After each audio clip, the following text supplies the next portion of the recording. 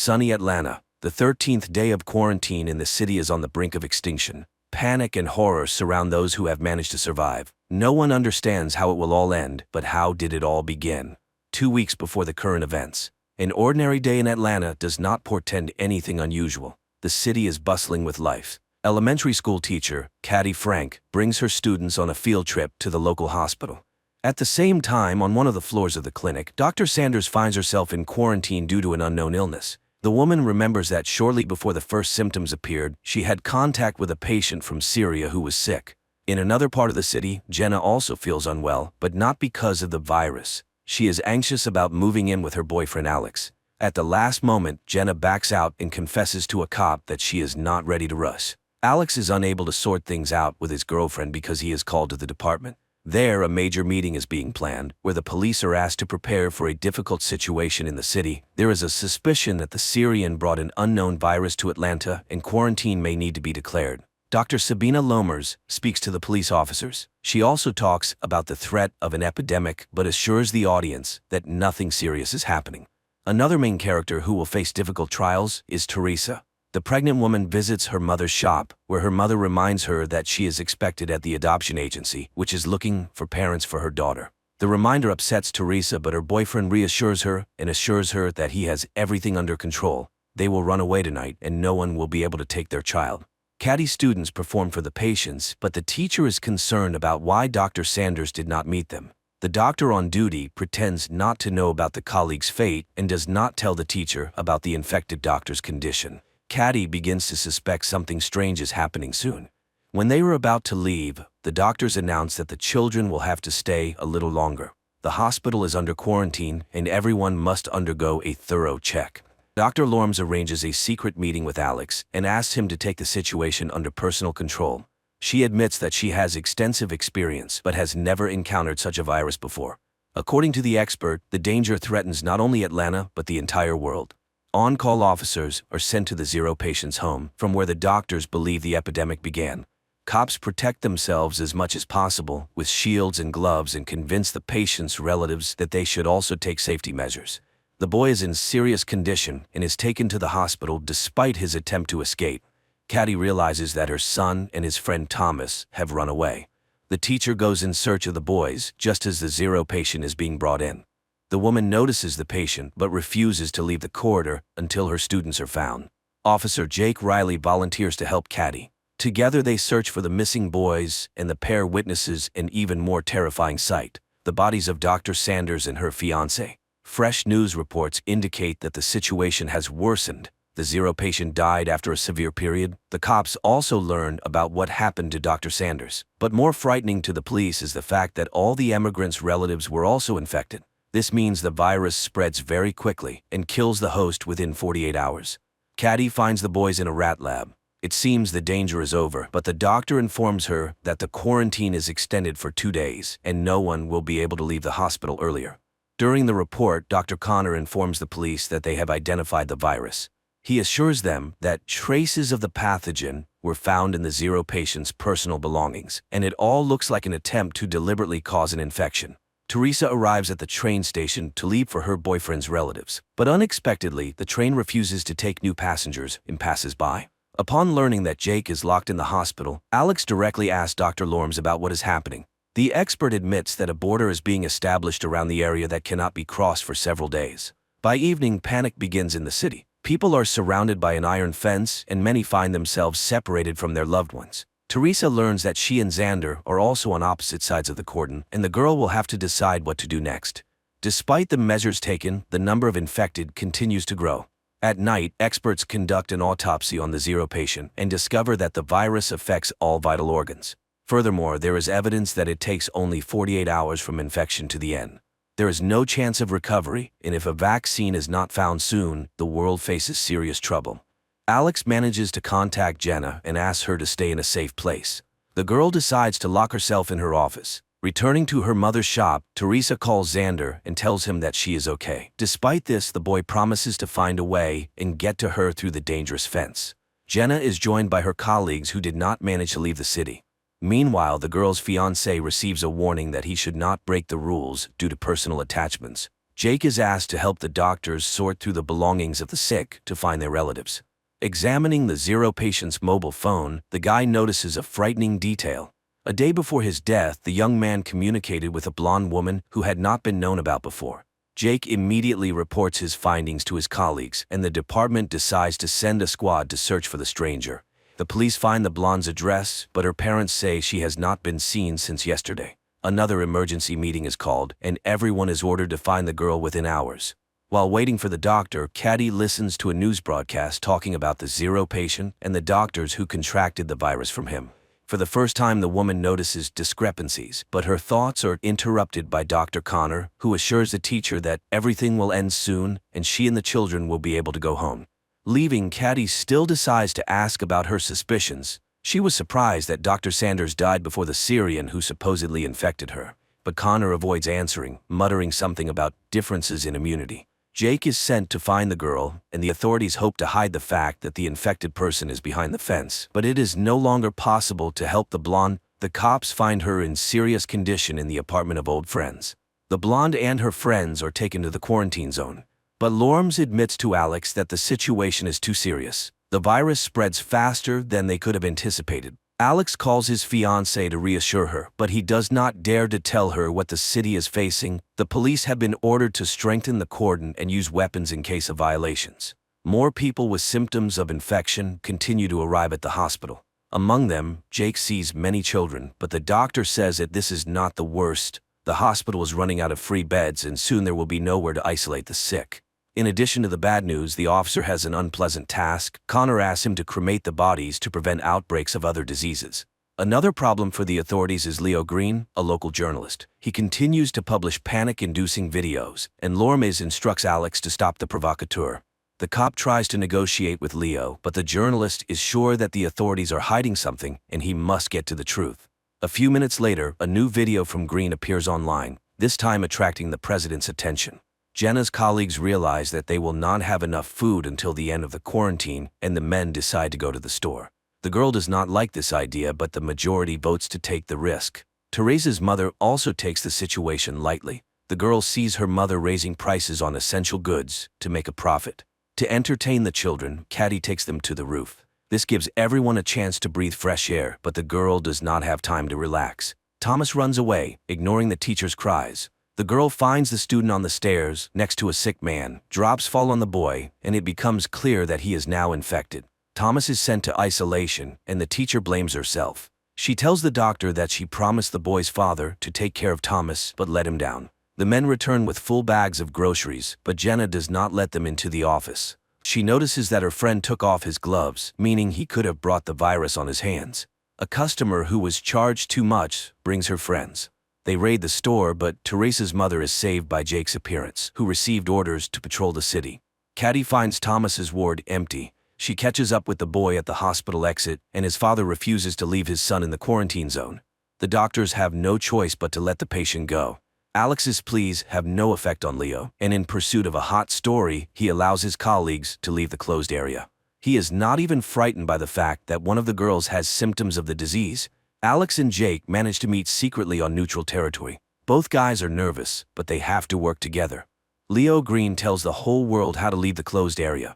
The police have to hold back the crowd while workers cut the ladder. This leads to serious riots, and the cops have to open fire to kill. To prevent such incidents, the government shuts down the internet and phone communication, depriving everyone of the only joy, talking to each other.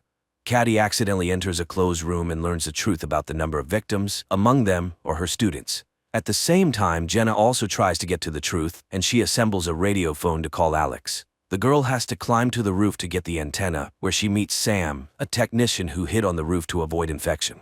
Alex changes partners and goes on night duty. In the middle of the night, he notices an intruder and asks him to stop. The criminal turns out to be Xander, who is trying to enter the danger zone to his fiancée, but the cop does not let him do it and pulls the trigger. The bullet turns out to be rubber, and Xander is simply taken to the hospital. The officer visits him and apologizes, but warns that he will do the same thing next time. Leo decides to take advantage of this. He is preparing a scandalous report about the abuse of power. The store is visited by robbers again, but this time Teresa is also in danger. However, unexpectedly, the women are saved by another gang planning to profit from the quarantine. By the end of the day, Xander's ward is empty. The nurse says he left with Leo Green, but Alex does not have time to stop them. The duty officer reports that the guy has entered the infection zone. Dr. Connor shows Jake the rats that were injected with the medicine. Unfortunately, right before the cop's eyes, the animal passes out, and the hope for a quick rescue disappears. Jenna manages to call Alex, but the call lasts only a few seconds. The girl does not have time to learn anything. Leo accidentally learns about the call. He again hints to the officer that he has taken the wrong side and should think about what is happening. In gratitude for his help, Leo asks Xander to visit his friends and record a video message with them. The guy completes the task and throws the flash drive over the wall, but on it, the journalist finds evidence that his friends are no longer alive. After this, Xander finally finds his fiancée, but raiders block his way. The general panic is compounded by a new problem: hunger. People's food supplies begin to run out, and the government is forced to find a solution. Walking down the corridor with her son, Caddy meets an old man who supplies the hospital with lab rats. The woman notices another inconsistency. She saw Bert with the rodents before the quarantine, but he assures her that this is not the case. Lammers asks Alex to organize food delivery to the danger zone. The policeman asks for time to prepare, but is refused. He must do it by tomorrow without explanation. Alex has to ask Jake for help. The guy is also not thrilled with the idea, but they have no other choice. Early in the morning, the loading begins, and hundreds of people come to get their rations. The gang from the store also gathers for the distribution, and the leader orders Xander to go with them to stay clean. Jenna goes outside for the first time in many days to get some food. She approaches the distribution center, but a gangster car passes by, making her uneasy. Jake recognizes his friend and gives her a ration without a cue. He also hands her Alex's keys and asks her to hold on, as everything should end soon.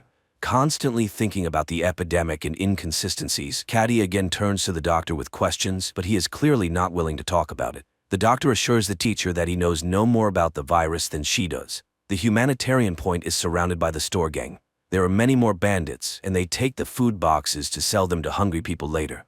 Alex is furious that the leadership did not listen to him, and the products fell into the hands of bandits. But Lammers does not see this as a problem. She believes that residents still have a chance to buy food and satisfy their hunger.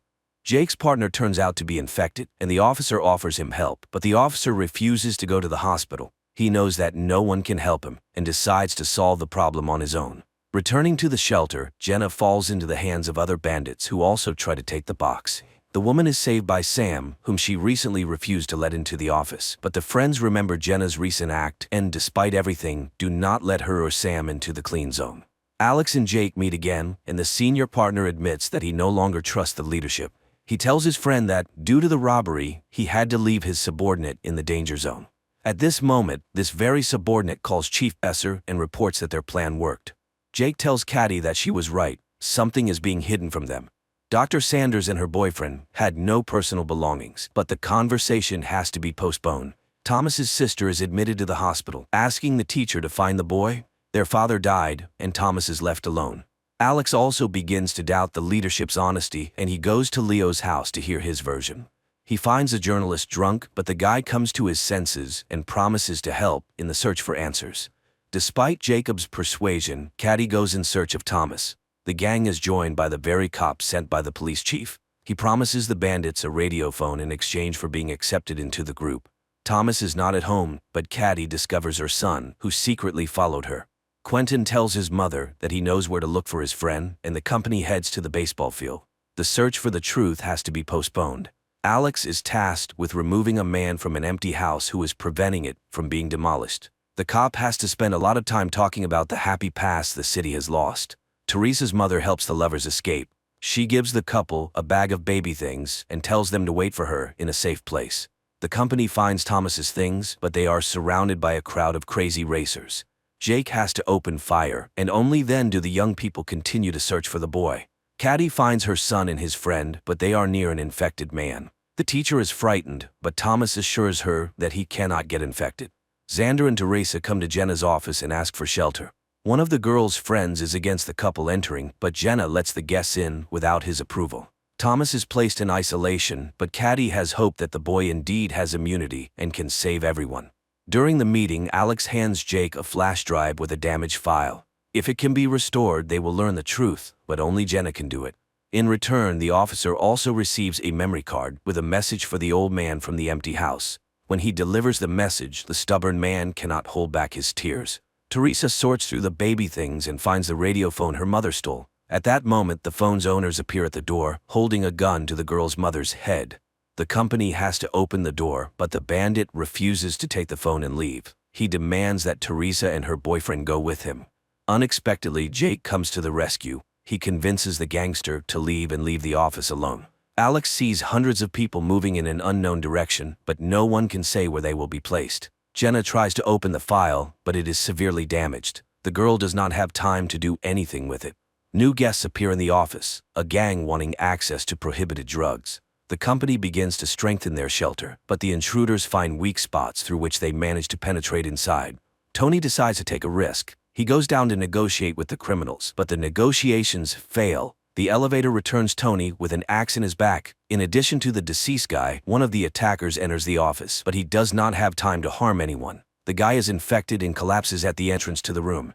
Jenna finally manages to restore the file, but the girl does not have time to watch it. The power goes out in the office, and all the doors are locked. To restore power, Jenna has to leave the shelter and go downstairs. Meanwhile, the bandits almost manage to open the elevator doors, but the girl raises the switch in time. On the way back, Jenna takes the radio phone and calls Alex. Talking to his fiancée, the officer hears her being attacked. The girl manages to break free and return to the office, but the intruders do not retreat and try to cut through the door. The company has no choice but to come up with the craziest plan. Alex tries to penetrate the closed zone to help his fiancée, but he is caught by the National Guard soldiers. Jenna orders everyone to take cover, and when the psychos burst into the office, Jake activates an explosive device. A fire starts, but all the attackers are unconscious. Unexpectedly, one of them jumps up and attacks Teresa's mother. The men manage to neutralize him, but the woman is infected. Alex is arrested, but unaware of this, Jenna asks Jake to call her fiancé and calm him down. She also mentions that the phone the bandits had has a government military number and they need to figure out how it ended up in the infection zone.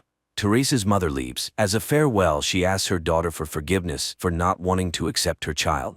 More than 48 hours have passed since Thomas's contact with the infected, and the boy continues to look healthy. His DNA is implanted in rats to try to create a vaccine. Connor reports his observations to the leadership, but the boss tells the guy that they don't have time for experiments. Caddy and Jake review footage from surveillance cameras and find out that the zero patient was not the immigrant boy, but a certain Henry Burns. He came every morning to secretly meet with Dr. Sanders, and judging by the man's behavior, he knew about his illness. Dr. Connor allows Thomas to leave and informs everyone that the boy does not just have immunity, his body defeated the virus. This means that based on his DNA, they will be able to make a cure for the unknown virus. Jenna leads her friends to a church under which there are ancient tunnels. The girl plans to lead the group out of the cordon through them to safety. Alex tells Leo everything he learned from Jake, but the journalist cannot find any trace of Henry Burns. The men get the impression that the zero patient was deliberately sent to the hospital. Lammers returns Alex's badge and authority, but in return she demands that the cop take Thomas out of the infected zone and hand him over for experiments in her unit. Dr. Connor disagrees with Lammers' decision, but she rejects all objections and insists that only her laboratory can find the cure. Everyone has hope for a quick return to peace and normal life. It seems not everyone will live to see this happy moment, but some decide not to waste time and enjoy the moment, using all possible safety measures. Leo finds out that 2 days before the epidemic started, Burns received a package with the virus. Now he wants to know who the sender was, but Alex asks him to postpone the investigation so he can carry out the order. All night the company breaks through the exit to the tunnel, and in the morning they finally go underground. At the same time, Caddy and Jake go to the meeting place to hand Thomas over to Alex. Dr. Connor realizes he was wrong. The patient bitten by a rat injected with Thomas's DNA is infected. During the seizure, he infects several more people, and the doctor understands that the boy is an asymptomatic carrier. If he leaves the cordon, the virus will take over the entire city. The company has to return due to gas that has accumulated underground. They remain in the infection zone. Meanwhile, Thomas ends up in the hold zone between districts. He is met by Alex and Dr. Lammers, but at the last moment, the transfer is cancelled and the boy is sent back. While Alex tries to figure out what to do next, he receives a voice message from Leo. The journalist claims that the virus was created by Connor. Alex and Lammers remain in quarantine in the container between the zones. Thomas is returned to the clinic and quarantined to figure out what to do next. Jenna's company returns. The group could not go underground due to accumulated gas, but the office is empty. Teresa and Xander left to find a cleaner place. On the main street, the guy begins to suspect he was wrong. Hundreds of protesters are holding a rally demanding to be released from the infected zone. Xander tries to protect the girl from the crowd, but Teresa sees her mother in the crowd and tries to break through to her. Not wanting to risk his pregnant girlfriend, the guy decides to check who she saw in the crowd. Jake arranges a date for Caddy and the couple has a great time until a frightened Quentin runs into the room. The boy says that old man Ray took the other children and led them out of the hospital to break through with the others. Leo meets with an ex-girlfriend and asks her to get Connor's call details. He has no doubt that the doctor's to blame, but to prove it, he needs facts. Xander realizes that Teresa was mistaken, but as a result, he encounters an infected person. The boy manages to escape. Unlike Bert, the old man has his box of medicine taken from him and falls to the ground. The street riots intensify and a squad is sent to the danger zone. Lammers tries to stop the captain, but he does not listen to the doctor's orders, and several vehicles head through the cordon. Jake finds Ray, but the girl he took with him is not there. The old man abandoned her because of virus symptoms. Caddy spots Mary before Jake can tell her about the infection, and the woman takes the child into her arms despite the blood. The crazed crowd pushes Teresa to the ground. Xander runs to her but is afraid to touch his girlfriend for fear of infecting her. When Jake finds his friend, it becomes clear that she is now also sick.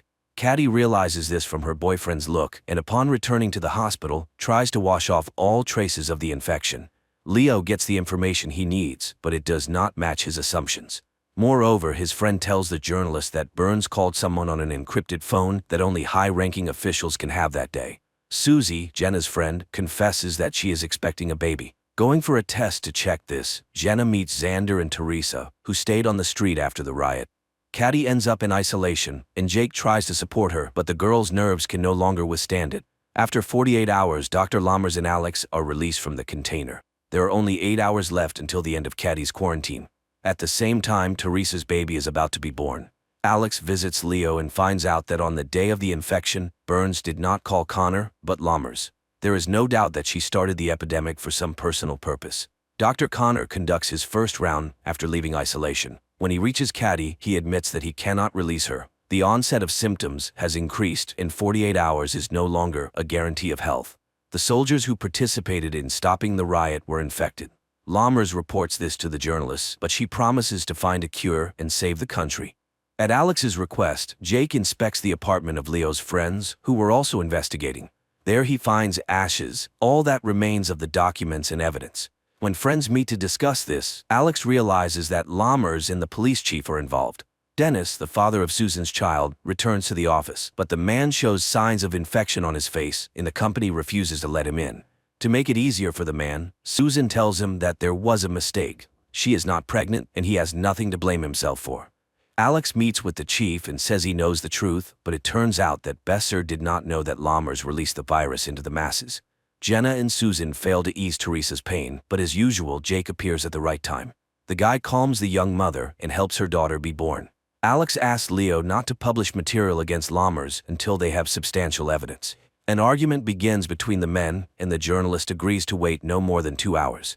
Not wanting to waste time, Alex goes directly to the doctor and asks her to resign. Lammers tries to intimidate the officer, but when she realizes he is not joking, the woman promises to hold a conference and leave her post. Teresa shows Xander their daughter, and the baby is placed in a crib made of boxes. Jake tells Caddy about this joyful event, but the girl's delight is overshadowed by a cough with traces of blood. Lammers gives a press conference, but does not admit her guilt. She claims that Dr. Connor accidentally released the virus. Still unaware of this, Connor conducts experiments and tries to find a cure. Jake asks him to try to save Caddy, and the doctor agrees to give her a trial dose of serum from Thomas's blood. Old man Bert regains consciousness and discovers that his leg is broken.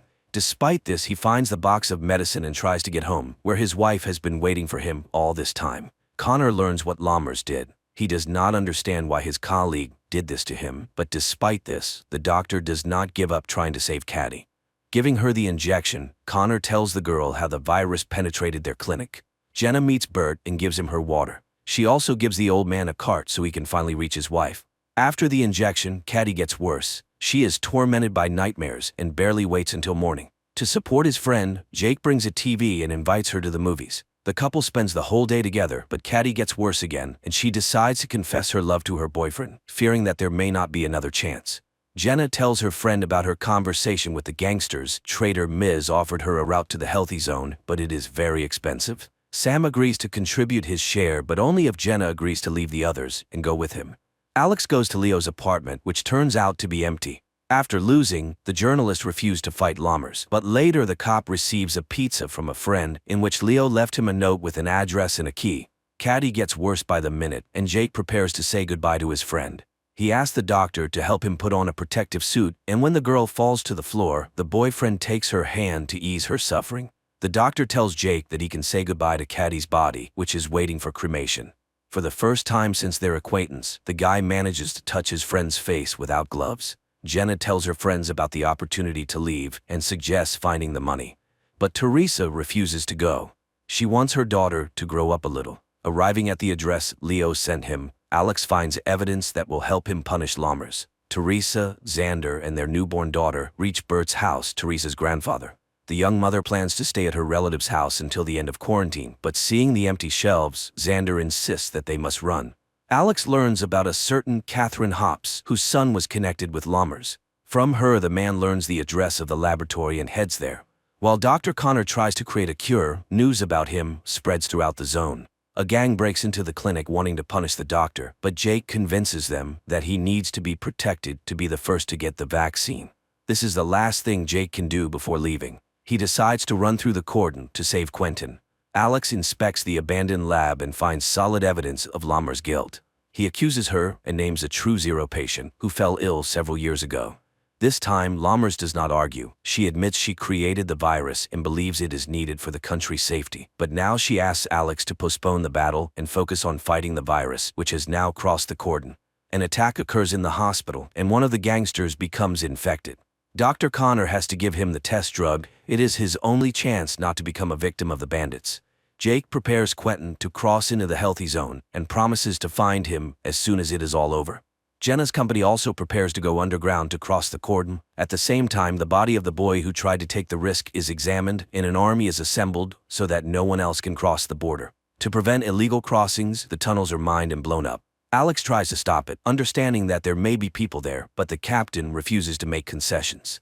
Unaware of the government's plans, Miz orders the fugitives to prepare to descend into the tunnel. Meanwhile, at the hospital, Dr. Connor transfuses Thomas's blood to the infected gangster, hoping this will cure him. Despite all attempts, the gangster cannot be saved. Because of this, Jake has to save the doctor. The gang leader cannot forgive him for the loss of his brother. The explosions catch the group deep in the tunnel. The ceiling begins to collapse, and the company is divided. Teresa, Xander, and their baby are left alone. Connor finds a way to make the medicine, but for this he needs people with the same blood as Thomas. Jake tries to find volunteers, but no one wants to participate in the dangerous experiment. Then the guy prepares a speech in which he names all the dead. For their sake, Jake asks people to get tested and, in case of a match, become donors. Miz leads the group to a dead end, but the guy does not give up and looks for new exits. Alex learns about this and asks Lammers to stop the explosions and bring people to the surface. As an exception, Lammers promises the officer 1 hour. After that, all tunnels will be destroyed. Jake's words convince people and they gather to get tested. Xander takes his family to Teresa's mother's store, and the girl decides to stay there until the end. The doctor finds blood with antibodies. A local priest can be a donor for the medicine. Old man Bert spills the last bottle of wine and adds a secret ingredient to it. He and his wife raise their glasses to toast that their suffering ends. Hugging on the couch, the couple prepares to go to a better world. Alex finds the fugitives, among whom he sees Jenna. The girl assures her fiancé will let them into the clean zone, but Alex does not know what to do. His time is running out. Dr. Lammers orders the tunnels destroyed, but at this moment, Leo's report about everything the blonde did appears on the screens. Alex does not let the fugitives go, but returns to the quarantine zone with them. And Jake, scattering Caddy's ashes over the city, prepares for a new battle with the virus that changed the world.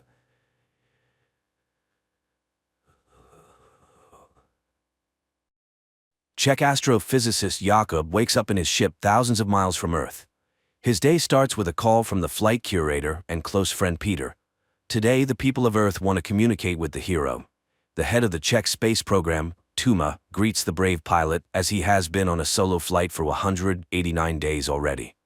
The thing is, for 4 years, a mysterious cosmic phenomenon, which has been named Chopra's cloud, has been observed from Earth. To study its origin and composition, Jakob was sent to Jupiter. In just a few days, he will be able to take samples, which may help unravel the mysteries of the universe. The captain is asked questions, and suddenly a girl sympathizes with him, as he is the loneliest person in the universe. But Jakob assures her that it is not so. Yes, he is 500 million kilometers away from Earth, but nearly half the distance has been covered and he will soon return home. Moreover, his beloved wife Lenka constantly supports him, with whom he is in direct contact through the latest quantum communication system, which is faster than the speed of light. So Jakob does not suffer from loneliness. TV takes a commercial break where a cheerful Jakob praises the products of a generous sponsor. But the astronaut immediately frowns, and it becomes clear that he is a tired man who has not slept for a long time. Meanwhile, on Earth, Lenka records a message to her husband, apologizing for leaving him because she is not needed by him.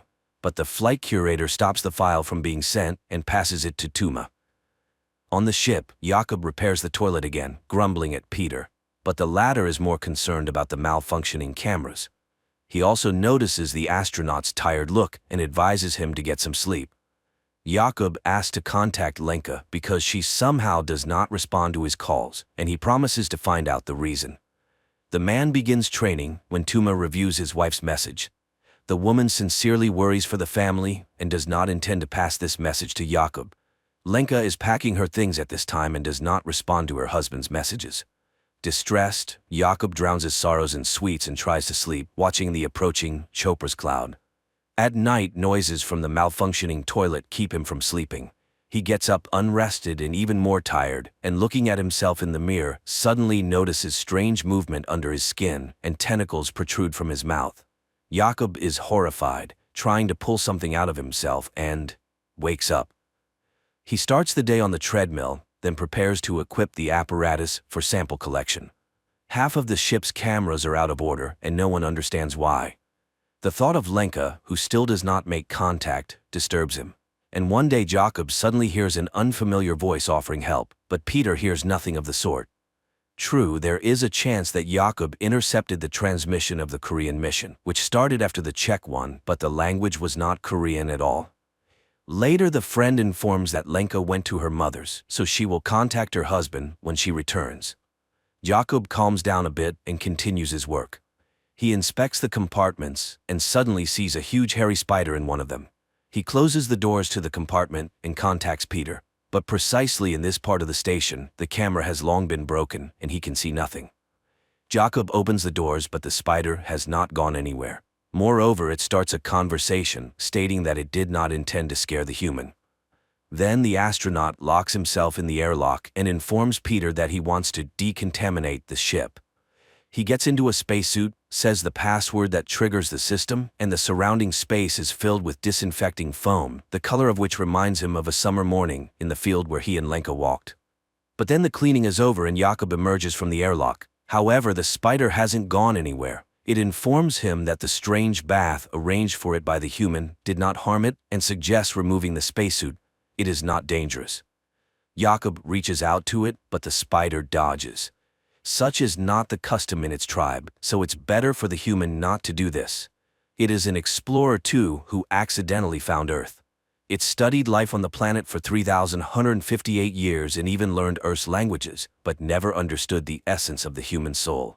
And when it met Jakob, it felt his loneliness and came here. Unable to accept what was happening, the astronaut hides in the sleeping compartment, but he immediately starts to vividly see and hear his wife. Jakob moves to the station's room, where Lenka appears before him again. It turns out the spider is broadcasting the human's memories because it is very interested in these strange feelings.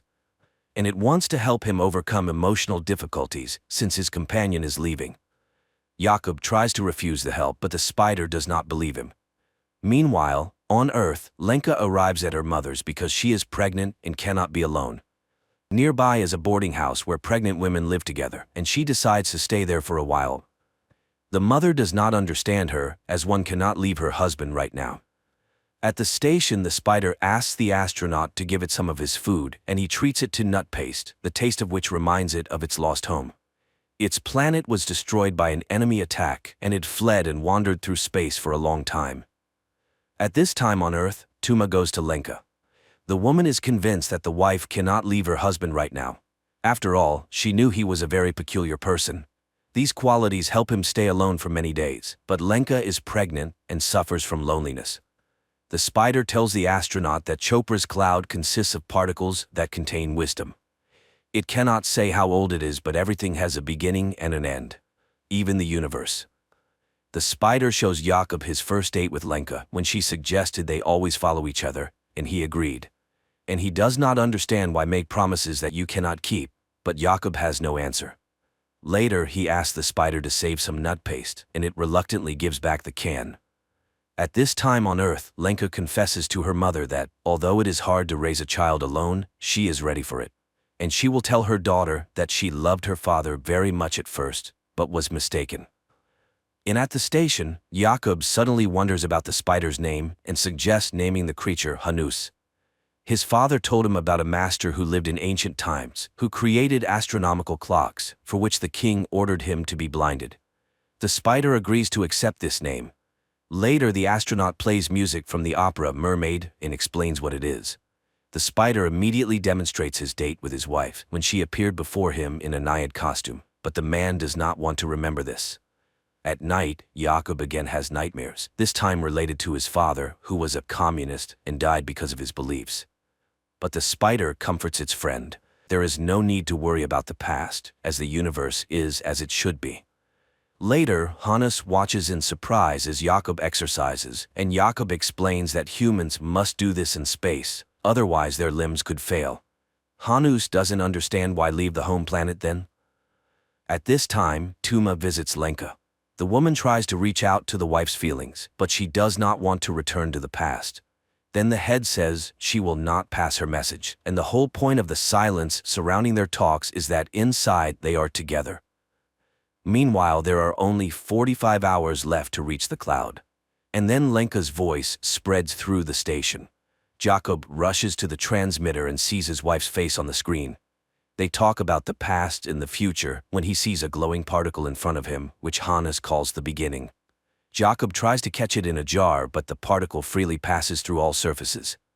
Suddenly, the ship loses all communication, and then Chopra's particles start swirling everywhere. Hannes calms the human.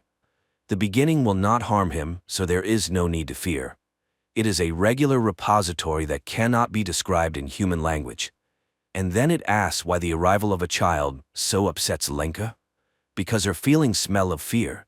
Jakob explains that they lost their first child, and he was not there then, nor now. For what?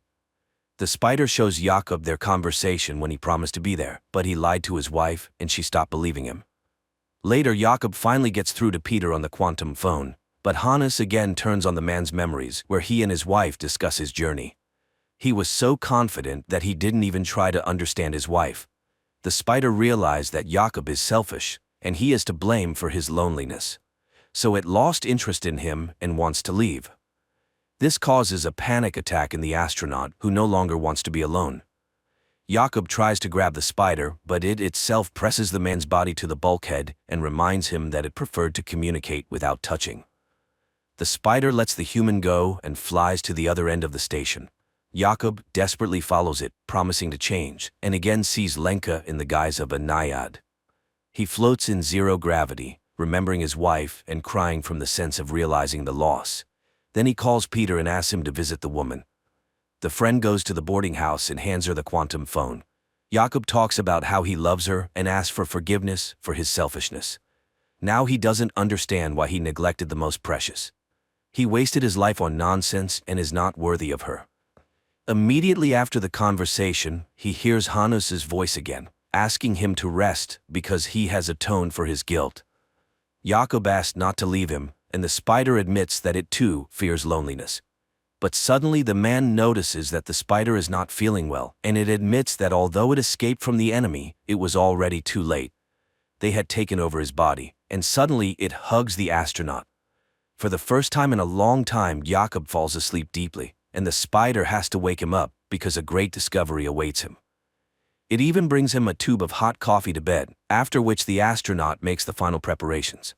He contacts the Czech Space Authority and reports that his mission is dedicated to all the people of Earth, but especially to Lenka. Afterward, he reduces speed and begins collecting samples using special equipment. But then the spider becomes very ill. Jakub abandons his task and tries to help his friend. The equipment gives an error, and Earth commands to cancel the sample collection. But Jakub hears nothing because he sees Hanus in open space.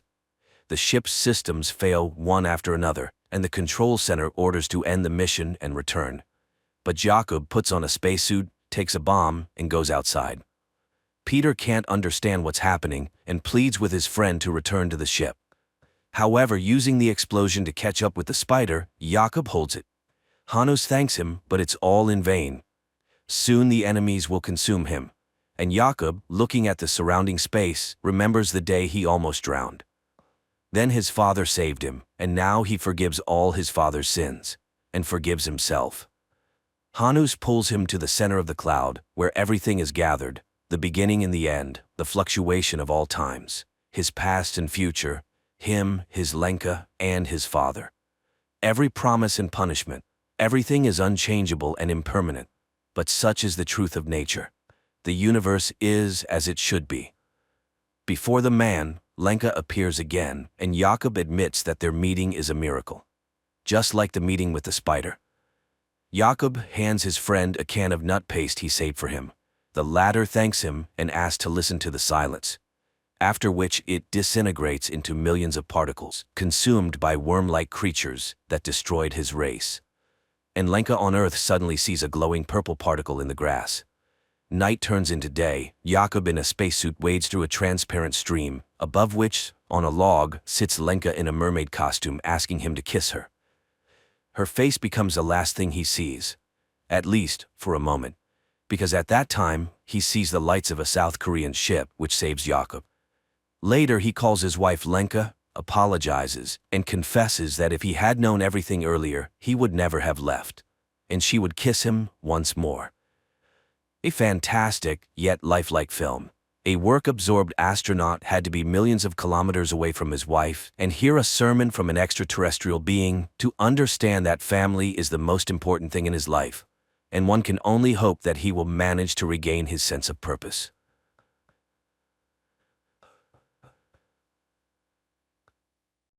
One day, oceanographer Tom's family, his wife Julia and two children, Cassie and Ben, set off on a yacht trip in the Caribbean Sea.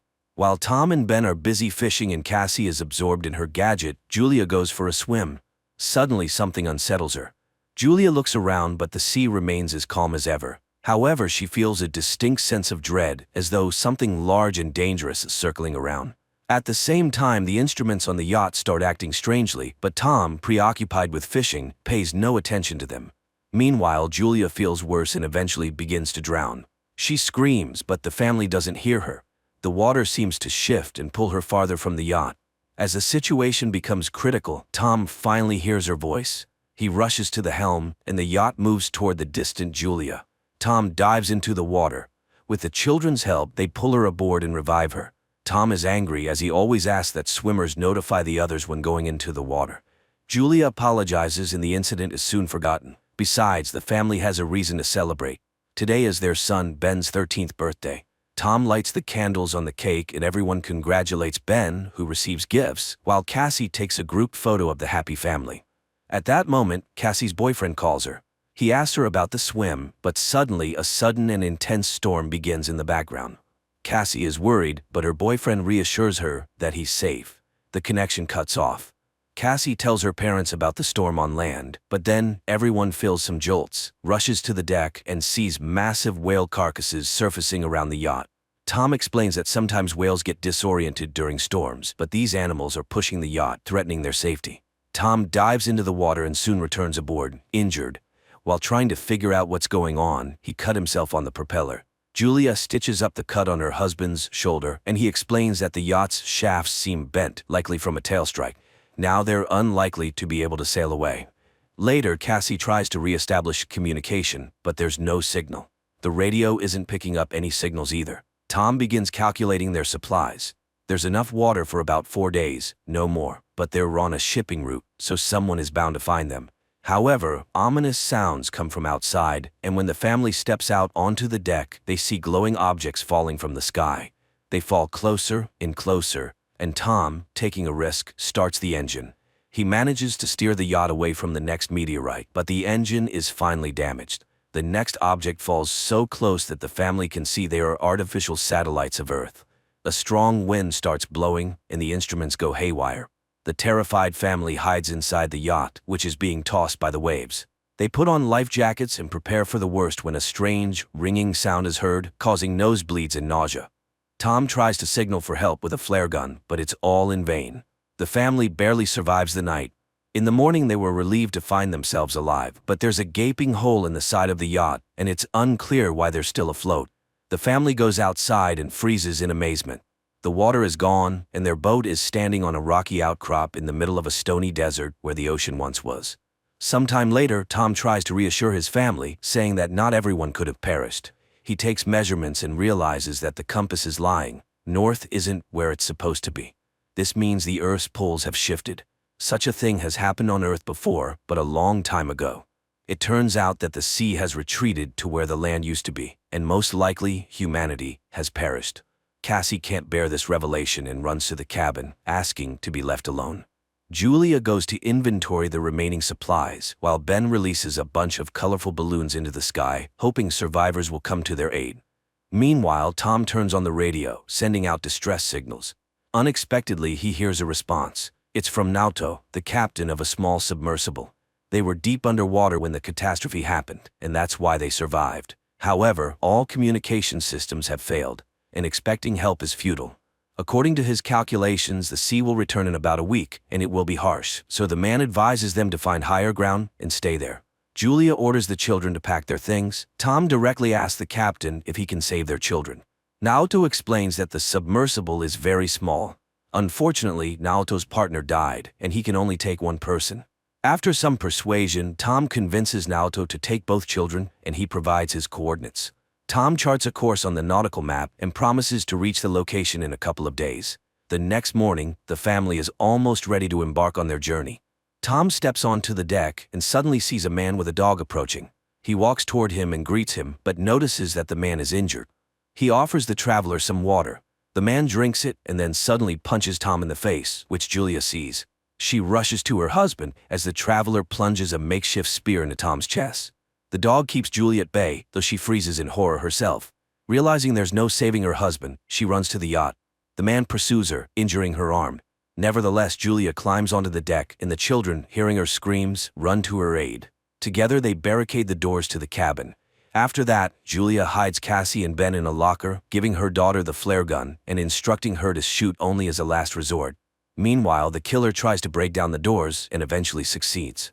Julia hides in the bathroom, patching up her wound. Entering, the intruder heads straight to the galley and grabs some food. It's clear that he's very hungry. Holding a can of food, the man begins searching the yacht, while Julia arms herself with a kitchen knife.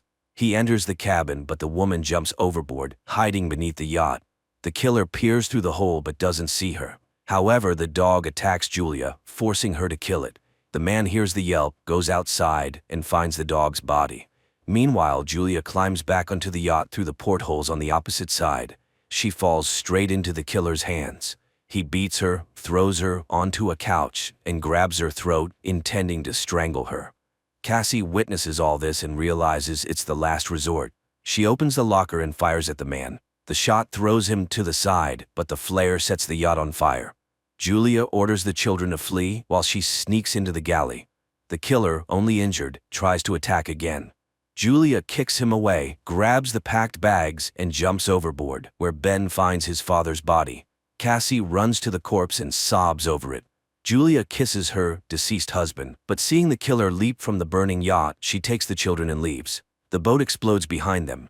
The family runs across the stony desert and soon takes shelter in a rocky canyon, where a stream flows. However, the water is salty and undrinkable. Cassie shares a small amount of water with her brother, but he refuses to drink. The boy feels guilty, believing the killer came because he saw the balloons. Cassie also voices this thought, but Julia orders her to stop and defends her son, explaining that he didn't mean any harm. She tells the children to gather themselves, as a long journey awaits. And then she spots the killer again, still relentlessly following their trail. The family hurries onward. That evening, Ben finds the carcass of a hammerhead shark and tries to butcher it. But Julia sees the pursuer and orders the children to run. They soon come across a field of once flooded toxic waste barrels, but Julia urges the children forward despite the threat of contamination, knowing the killer is still on their heels. The family walks along the former ocean floor, weaving through piles of plastic and other trash dumped by humans. Soon, Julia notices that Ben is severely dehydrated and gives him the last drops of water. Cassie has a breakdown, convinced that they have no chance of survival, but Julia commands them to keep moving. Eventually, they find the fuselage of a plane that crashed into the sea long ago and crawl inside to rest.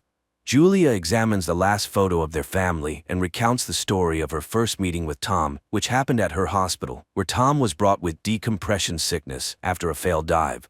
The children weep, remembering their father and saying their final goodbyes to him.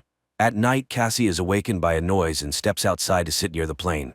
Out of the darkness, the killer approaches her, unaware that the girl is acting as bait. As he prepares to grab her, Julia ambushes him, stabbing the man with a knife. At dawn, the family prepares to continue their journey, only to discover the killer's body has been scavenged. A sign that something even more dangerous than humans lurks in the desert. They move on. Julia consults the map when Ben suddenly rushes ahead. His mother yells for him to stop, but the boy sprints toward a salty puddle and manages to drink a few gulps. Julia drags him away, but the boy becomes sick. Soon they come across some plastic chairs and build a makeshift shelter from the sun, resting inside it. Suddenly, Julia hears strange sounds. She steps outside and sees something that forces her to wake the children. Realizing the new danger, they begin running. Soon they spot a large ship in the distance, surrounded by crashed containers and a few wandering people. Julia calls out to them, but they, seeing thousands of giant crabs, dash into a container and lock the doors, ignoring her pleas for help. The three climb onto a container, though the crabs manage to wound Julia in the leg. Nevertheless, Julia, Cassie, and Ben sit on top, watching the crabs penetrate through a crack in the doors, killing everyone inside despite the people's attempts to fend them off. Julia ties a scarf around her leg and passes out. The next morning, she wakes up alone, terrified, and calls for the children. But it turns out the crabs have moved on, and the children had gone down to search for food and weapons. Julia cauterizes her wound while Ben examines the found weapons. Searching through the containers, they find a small amount of food and water. In the pocket of one of the deceased, Julia finds a radio and contacts Naoto. He responds, explaining that he was also attacked by deep-sea arthropods. Based on his observations, the sea will return soon, which is why the creatures have emerged. Julia begs him to save her children, but she's unsure where to go because she's lost the map. Naoto fires a flare. Ben sees the direction, and the family rushes toward it. Soon they see a yellow submarine in the distance, but reaching it is difficult due to the terrain of the former seabed. Cassie dislikes her mother's talk about saving the children, but Julia refuses to answer and pushes the family onward. They are forced to pass through a canyon contaminated with toxic waste. At one point, they are caught in a rock slide, and Julia becomes separated from the children. She orders them to continue, and when Cassie refuses, Julia pleads with her to save her brother. Cassie and Ben make it out of the canyon and reach the submarine, but inside, there's no one. Suddenly, Naoto, badly wounded, emerges from behind the boat. He admits that he has no chance of surviving and orders them to climb aboard, but Cassie goes back for her mother, who is fending off the emerging crabs. Her bullets nearly depleted, Cassie climbs the rock barrier and extends her hand to her mother. They manage to reach the submarine just as the crabs overrun Naoto, who dies in their claws. The family climbs aboard, and just then an ocean wave crests over the horizon. The water lifts the submarine and drags it across the rocks, and as Julia watches everything that happened over the past few days flash before her eyes, she passes out. When she awakens, she finds the vessel at a standstill. Julia opens the hatch, and the family emerges to find themselves in a ruined city, carried there by the wave. Despite a great concept, the film failed to make an impact, largely due to the many mistakes made by its creators.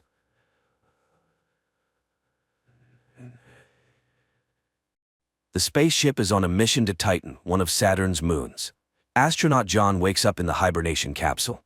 He feels weak after the long sleep. The drugs have many side effects, and John needs some time to recover. He is greeted by the ship's captain, Franks.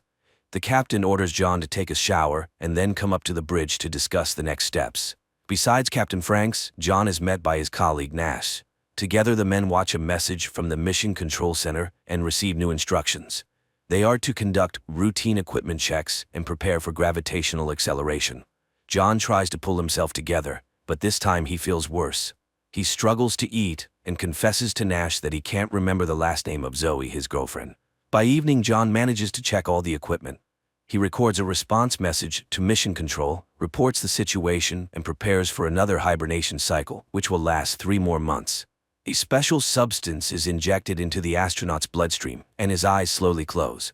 Memories from the past wash over him, and for the next 3 months, he is deep in sleep. The awakening process is routine, with John experiencing the usual symptoms as he waits for his body to recover.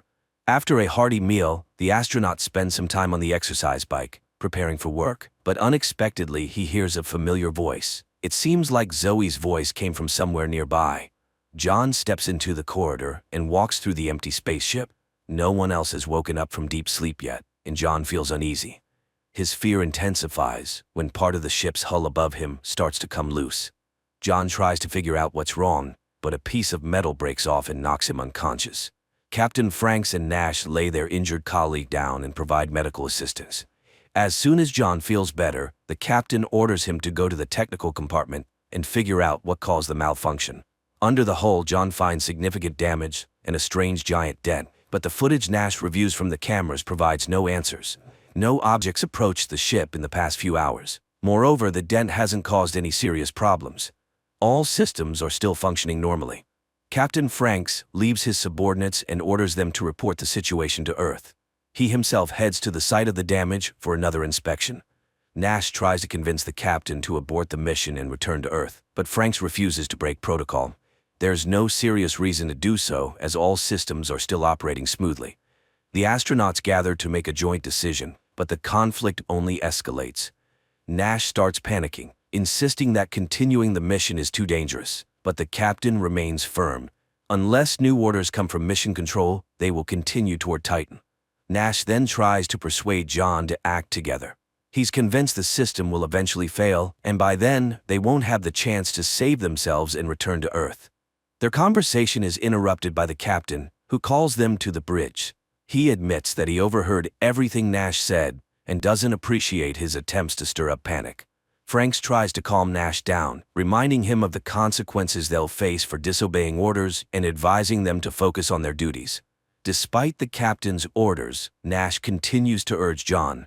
He asks him to set the hibernation cycle for 89 days instead of 90, so they can wake up earlier than the captain and reverse course back to Earth.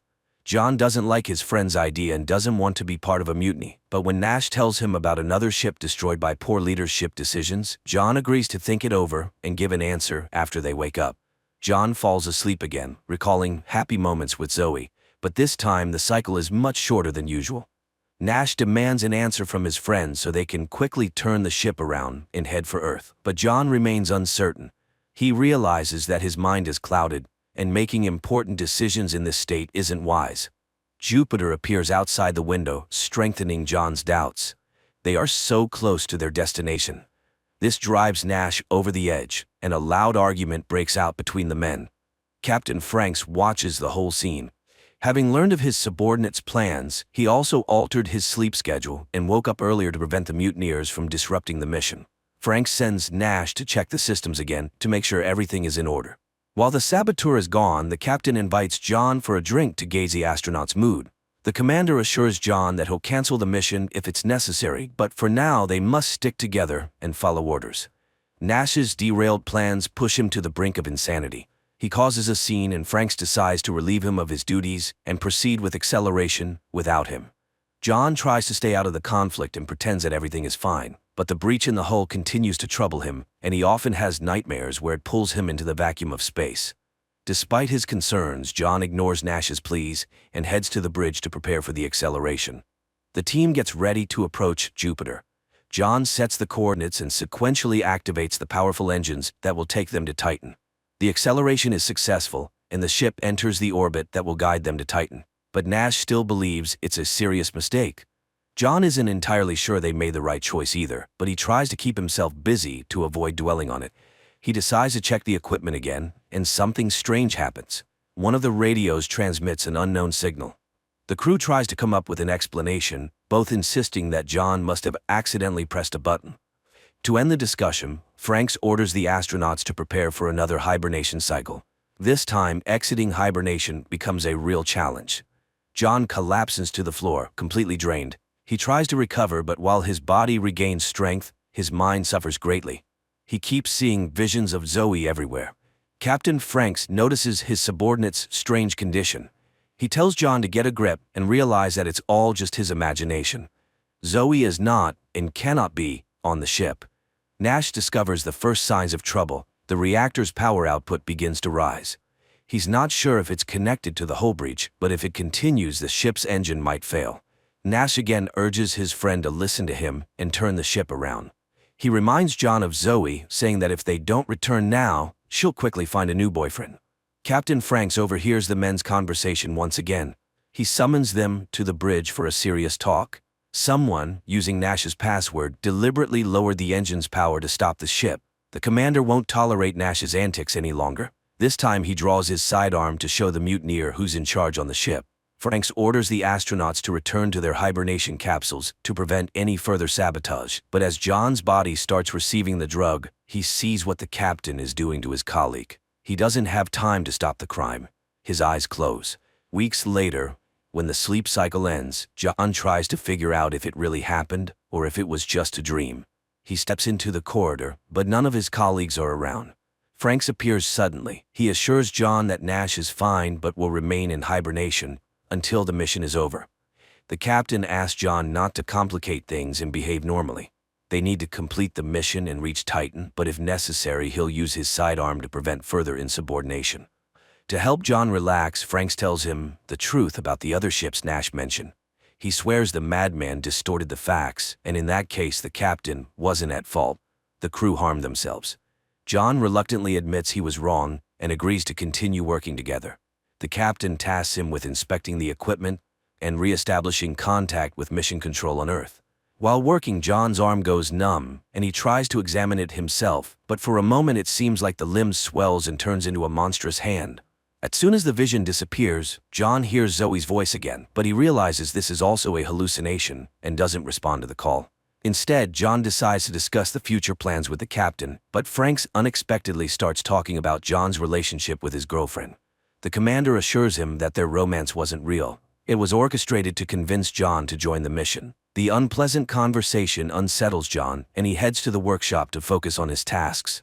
Unpleasant thoughts and memories prevent John from concentrating, but suddenly the radio crackles, and he hears the dispatcher's voice. The astronaut tries to report what's happening, but the connection keeps cutting out and he can't hear a response.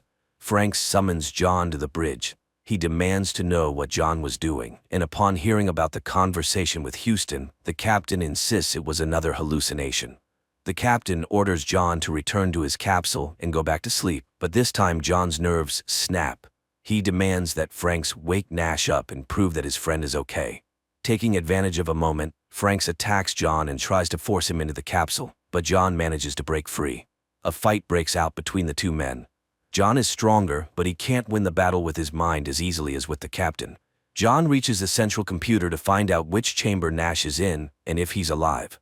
While entering the request, he has to fend off Franks, but finally, the computer starts searching for the astronaut. The answer John receives leaves him in shock. The program confirms that Nash is alive and on the bridge, just like John and Franks, because all three names belong to the same person, Captain John Franks Nash. John realizes that he's been alone on the ship the entire time.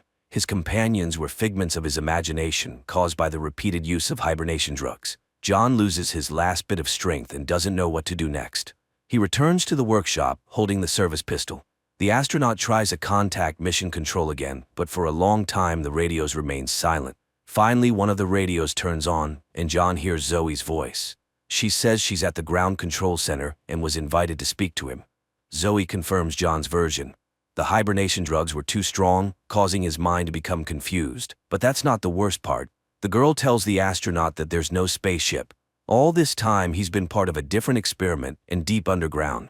The planets and stars he saw through the window were just a simulation, as was the sensation of flying. But the impact was real. An earthquake hit the surface, partially collapsing the tunnel. Zoe asks her fiancé to gather his strength and help them rescue him. To do that, John needs to depressurize the cargo bay and leave the ship. She assures him that outside, there's an underground corridor leading to the surface. Captain Franks reappears behind John, trying to stop him. He claims that Zoe's voice is just another hallucination, and the story about underground tunnels and earthquakes is a fantasy his mind made up to explain the situation. Franks tells John that if he depressurizes the cargo bay, all that awaits outside is the vacuum of space, which will pull him out and end his life. John hesitates briefly, but Zoe's voice gives him strength. He doesn't listen to the captain and opens the airlock. At first it seems like Zoe was right. John finds himself in his shaft and hears her voice nearby. He walks toward the light, hoping to soon reach the surface, but space engulfs the astronaut's body and carries him into the infinite void. Or was that a hallucination too? That's how the movie ends.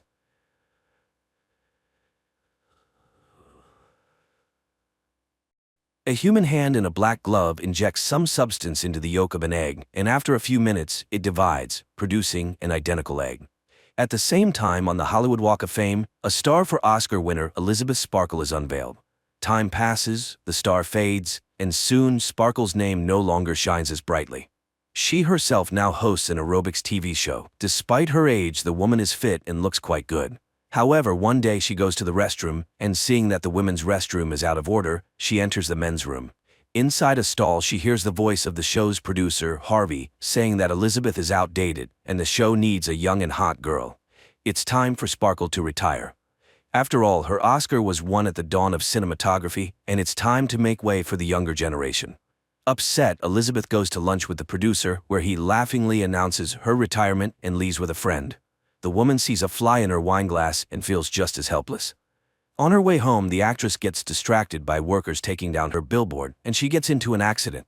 In the hospital, the doctor recognizes the star and compliments her, but the woman starts crying because all her fame is now behind her. Embarrassed, the doctor says goodbye and leaves.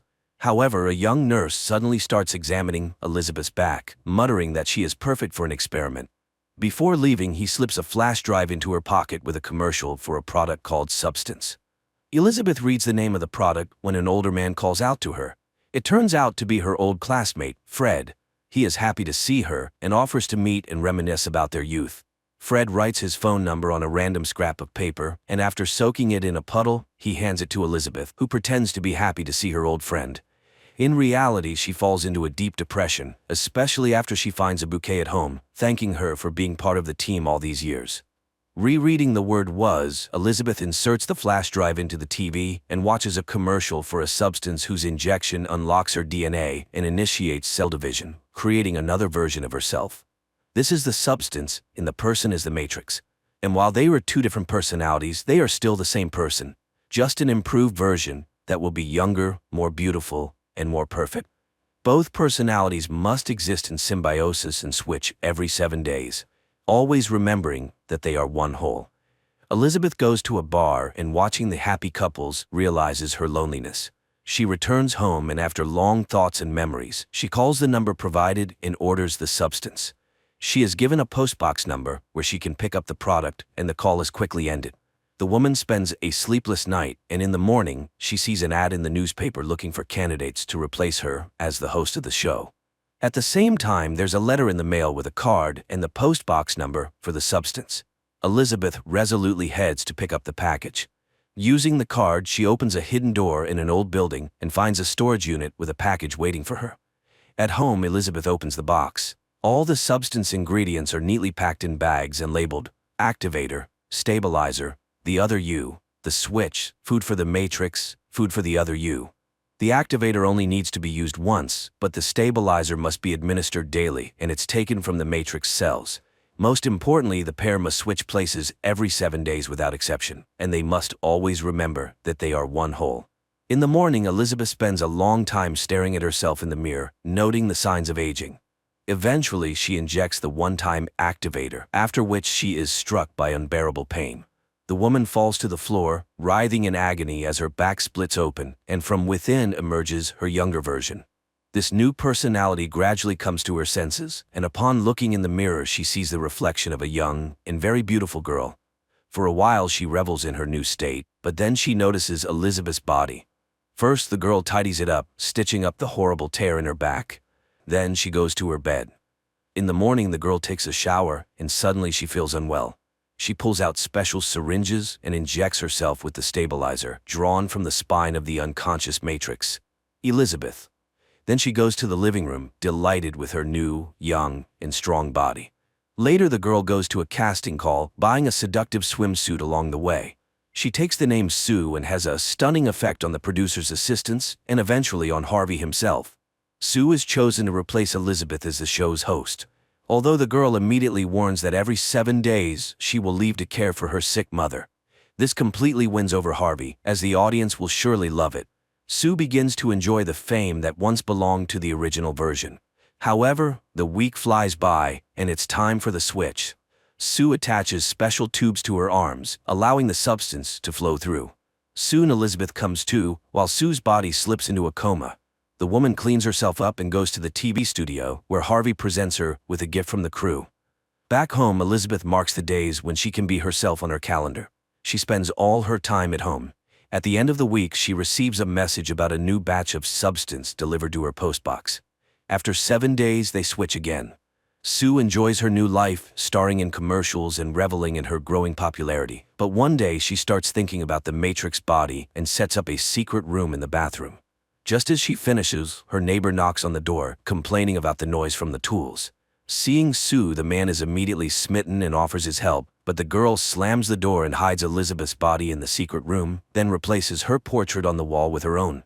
Sue's show becomes wildly successful, with the ratings soaring, much to the producer's delight. The girl starts making new friends and attending parties. One evening, she brings a young man home, but when things get intimate, she suddenly feels unwell and remembers that it's time for the switch. Sue rushes to the secret room and performs an additional stabilization procedure. She spends the night with the young man and switches with Elizabeth later than necessary. When Elizabeth wakes up, she finds a living room in disarray and her hands twisted with gout. Struggling to put herself together, she calls the substance provider's number, but they inform her that the changes are irreversible and remind her not to forget that they are one whole. Elizabeth tidies up the apartment and then sees a recording of Sue's new show on TV. She is forced to admit that Sue is very beautiful. Later, she hears the neighbor asking Sue for a date, but she doesn't answer the door. Then she receives a new batch of substance. On her way out, she stops at a cafe where an old man starts a conversation, lamenting that 7 days is too long to wait to return to one's body. He drops his cards, and among them, Elizabeth sees a card identical to her substance card. She recognizes the young nurse who advised her on the experiment in his eyes. He knows that with each time, it becomes harder to remember that you deserve the right to exist.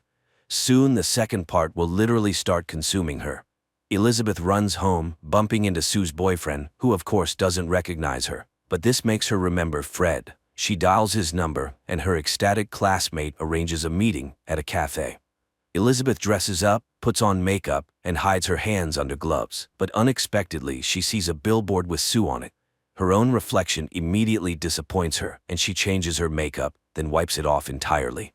Crying, she rips off her dress and stays home, ignoring Fred's persistent calls, binge eating to cope with her stress and insecurity.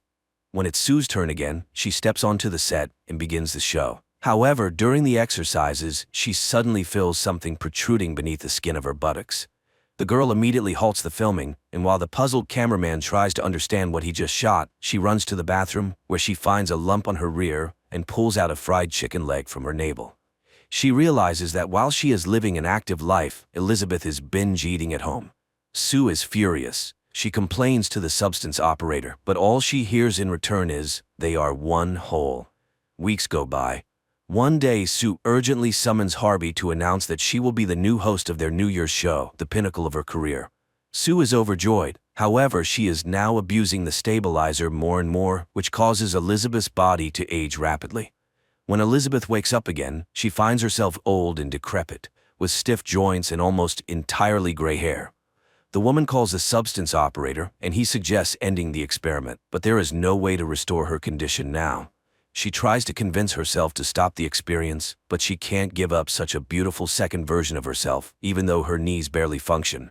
She remembers Harvey's gift. It turns out to be a cookbook, and Elizabeth throws herself into learning new recipes with renewed energy, while Sue continues to dominate the TV screens.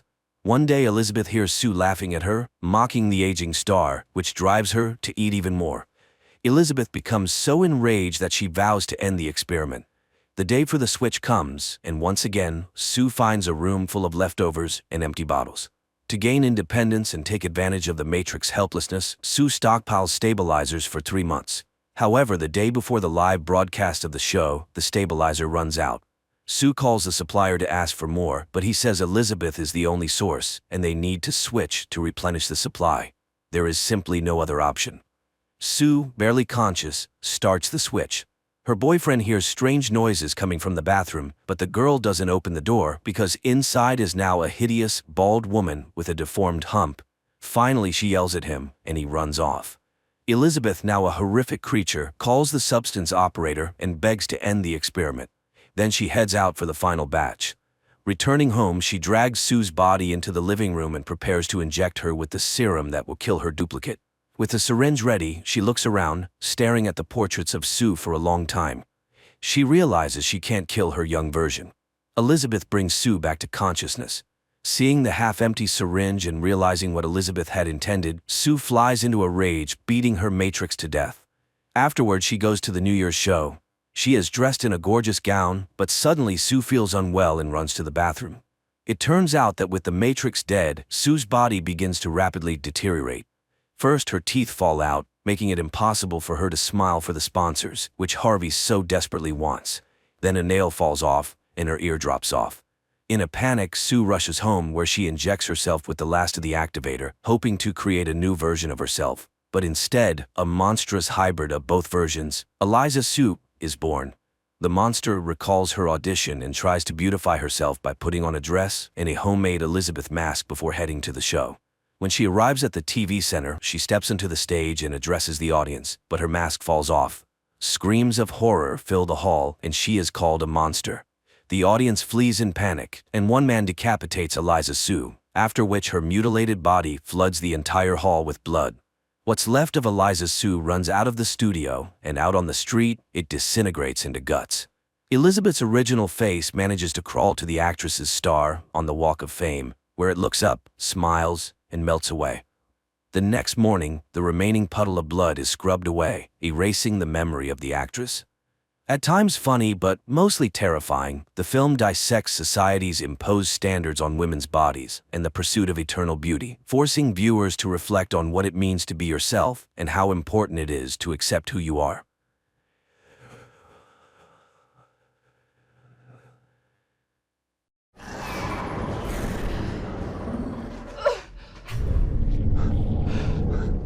In February 1959, a group of 9 Soviet tourists went missing in the mountains of the northern Urals.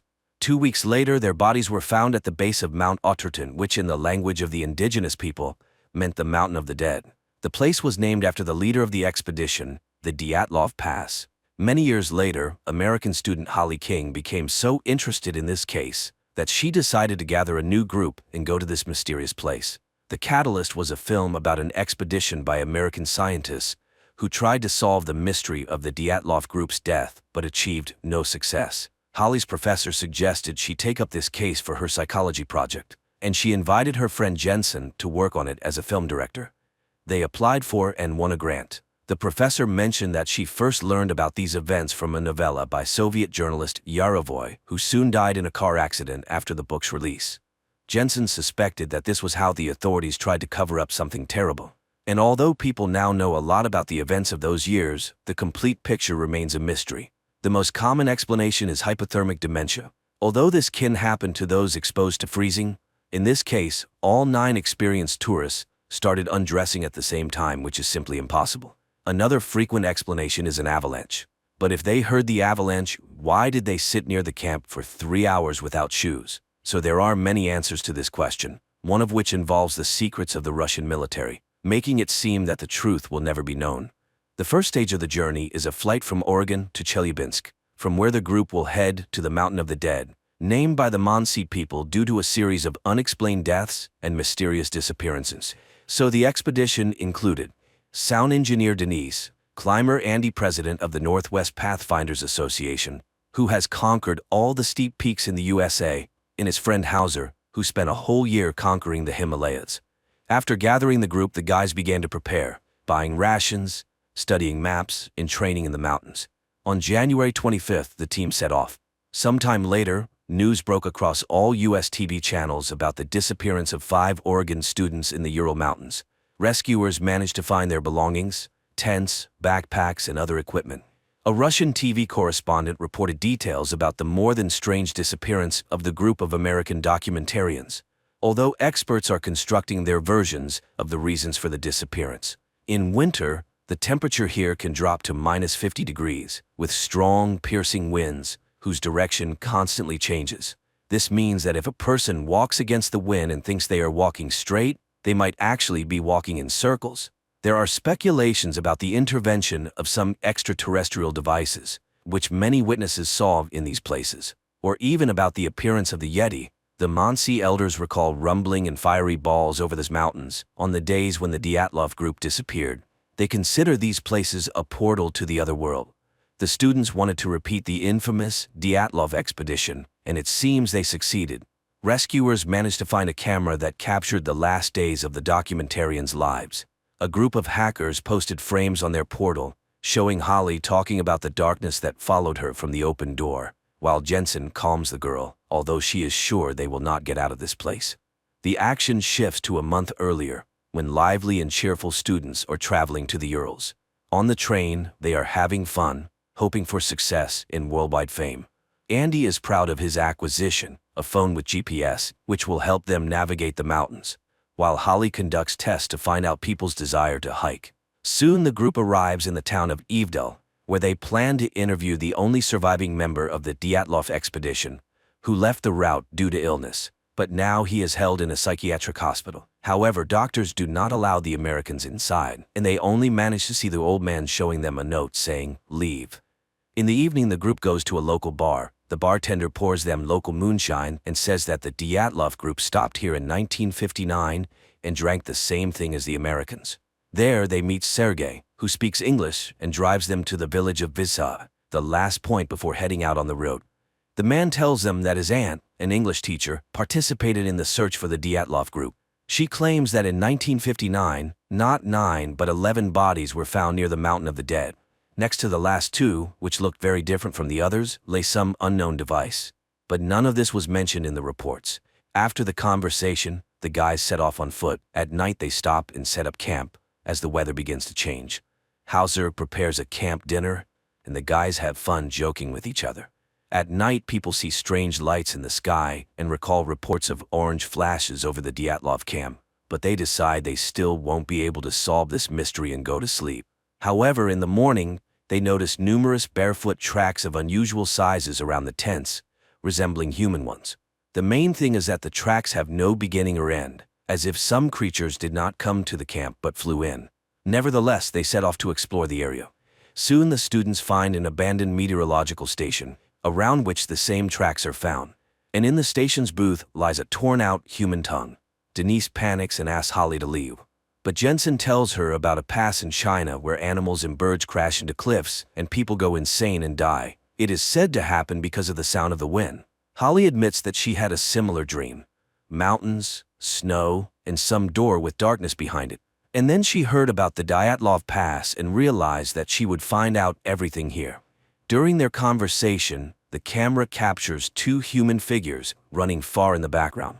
Later they go further and unexpectedly come to the Dyatlov Pass. Once, 9 people set up camp in this very place, had dinner, and went to sleep. But somewhere between 9 and 11 at night, something that the authorities called an unknown irresistible force forced them to leave the tent in such horror that they cut it from the inside and ran into the night, where it was -28 degrees. Holly marks the places where their bodies were found. The first deceased, Rustem Slobodin, Igor Dyatlov, the group's leader and the most experienced tourist. It was probably his idea to leave the tent. Zinaida Kolmogorova was closest to the camp, the only victim who resisted, as her tongue and most of her oral cavity were torn out. Lyudmila Dubinina, Nikolai Thibault-Brignol, Alexander Zolotaryov, Alexander Kolevatov. The cause of death for all was called hypothermia, but Rustem and Nikolai had serious skull injuries, and Lyudmila and Alexander had broken ribs, which was not observed in others. There were no signs of an attack on any of the bodies, no external injuries. Something broke the skulls of 2 men and the ribs of 2 people without leaving even bruises.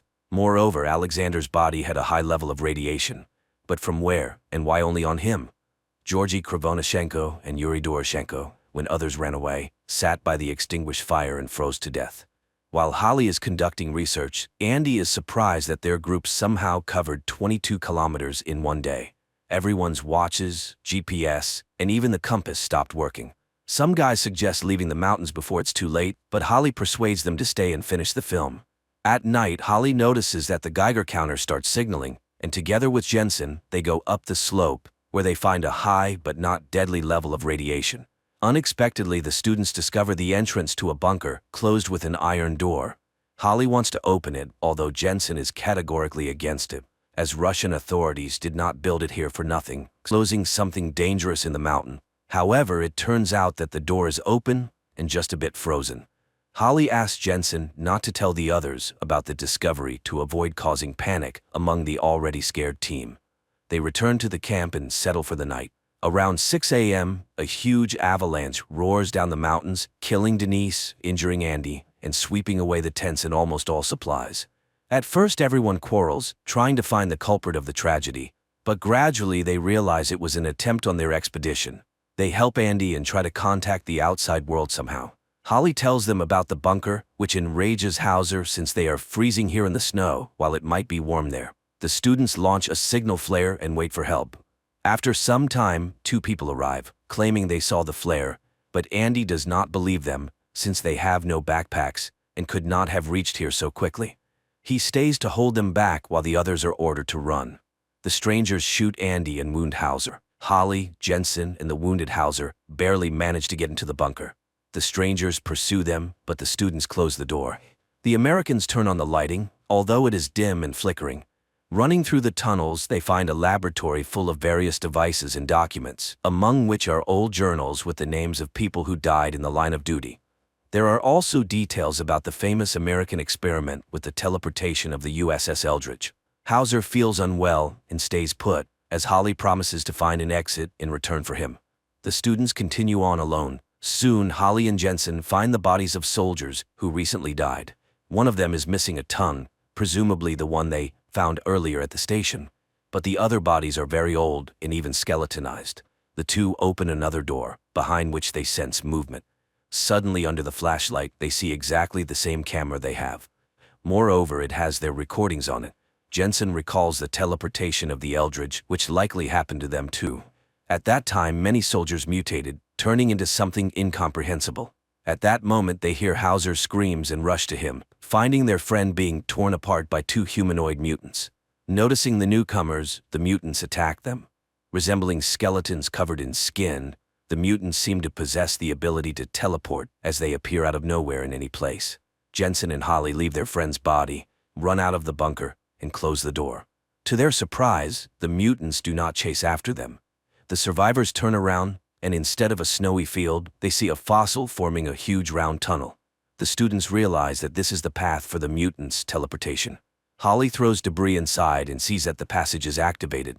Looking around, the couple finds drawings on the walls made by the local inhabitants and understands that they discovered this place, built by an ancient civilization once living under these mountains.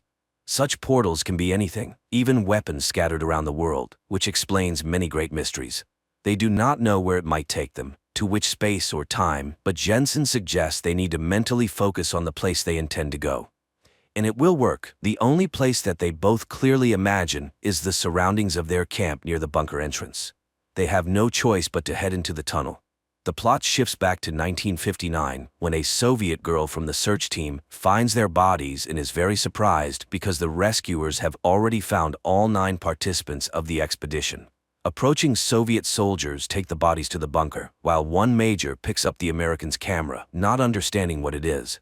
The soldier wants to place the Americans with the other bodies, but the major orders them to be placed in a separate room for examination by a doctor. Undressing the deceased, the soldiers are astonished by the unusual clothing for the 1950s. The naked bodies of Holly and Jensen, now looking like mutant bodies, are hung on hooks in a separate cell. The sergeant places the camera under a light. When everyone leaves, the creatures begin to revive. The man lifts his head, and looks at the woman. She directs her gaze at the camera, and an angel wing tattoo is visible on the right side of her neck, the same one Holly had. Despite some inconsistencies, the storyline adheres to most known facts, although the American-Russian creative team skillfully handled the mystified legacy of the USSR. However, the found footage effect combined with acting, special effects, and magnificent locations is good enough to ensure the thriller's watchability.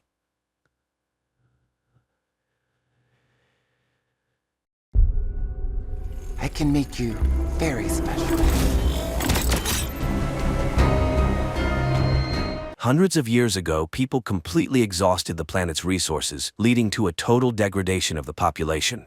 The best scientists took it upon themselves to save the dying world. A renewable energy source was found. However, the greatest danger remained humanity itself. Differences led to divisions between the best and the worst. It was then decided to improve humans as a species. On their 16th birthday, everyone undergoes a procedure that makes them physically perfect. No longer does anyone need to envy others or prove their superiority. Tally is one of those waiting for that day. For now, she is called an ugly, but she has the opportunity to see what she will look like, as she can choose her eye color or skin quality. That evening, she sneaks onto a bridge where her friend Paris is waiting for her. They watch a party in the City of the Beautiful, envying those who are already there. Paris is 3 months older than Tally, and tomorrow he will undergo the operation and move to the city.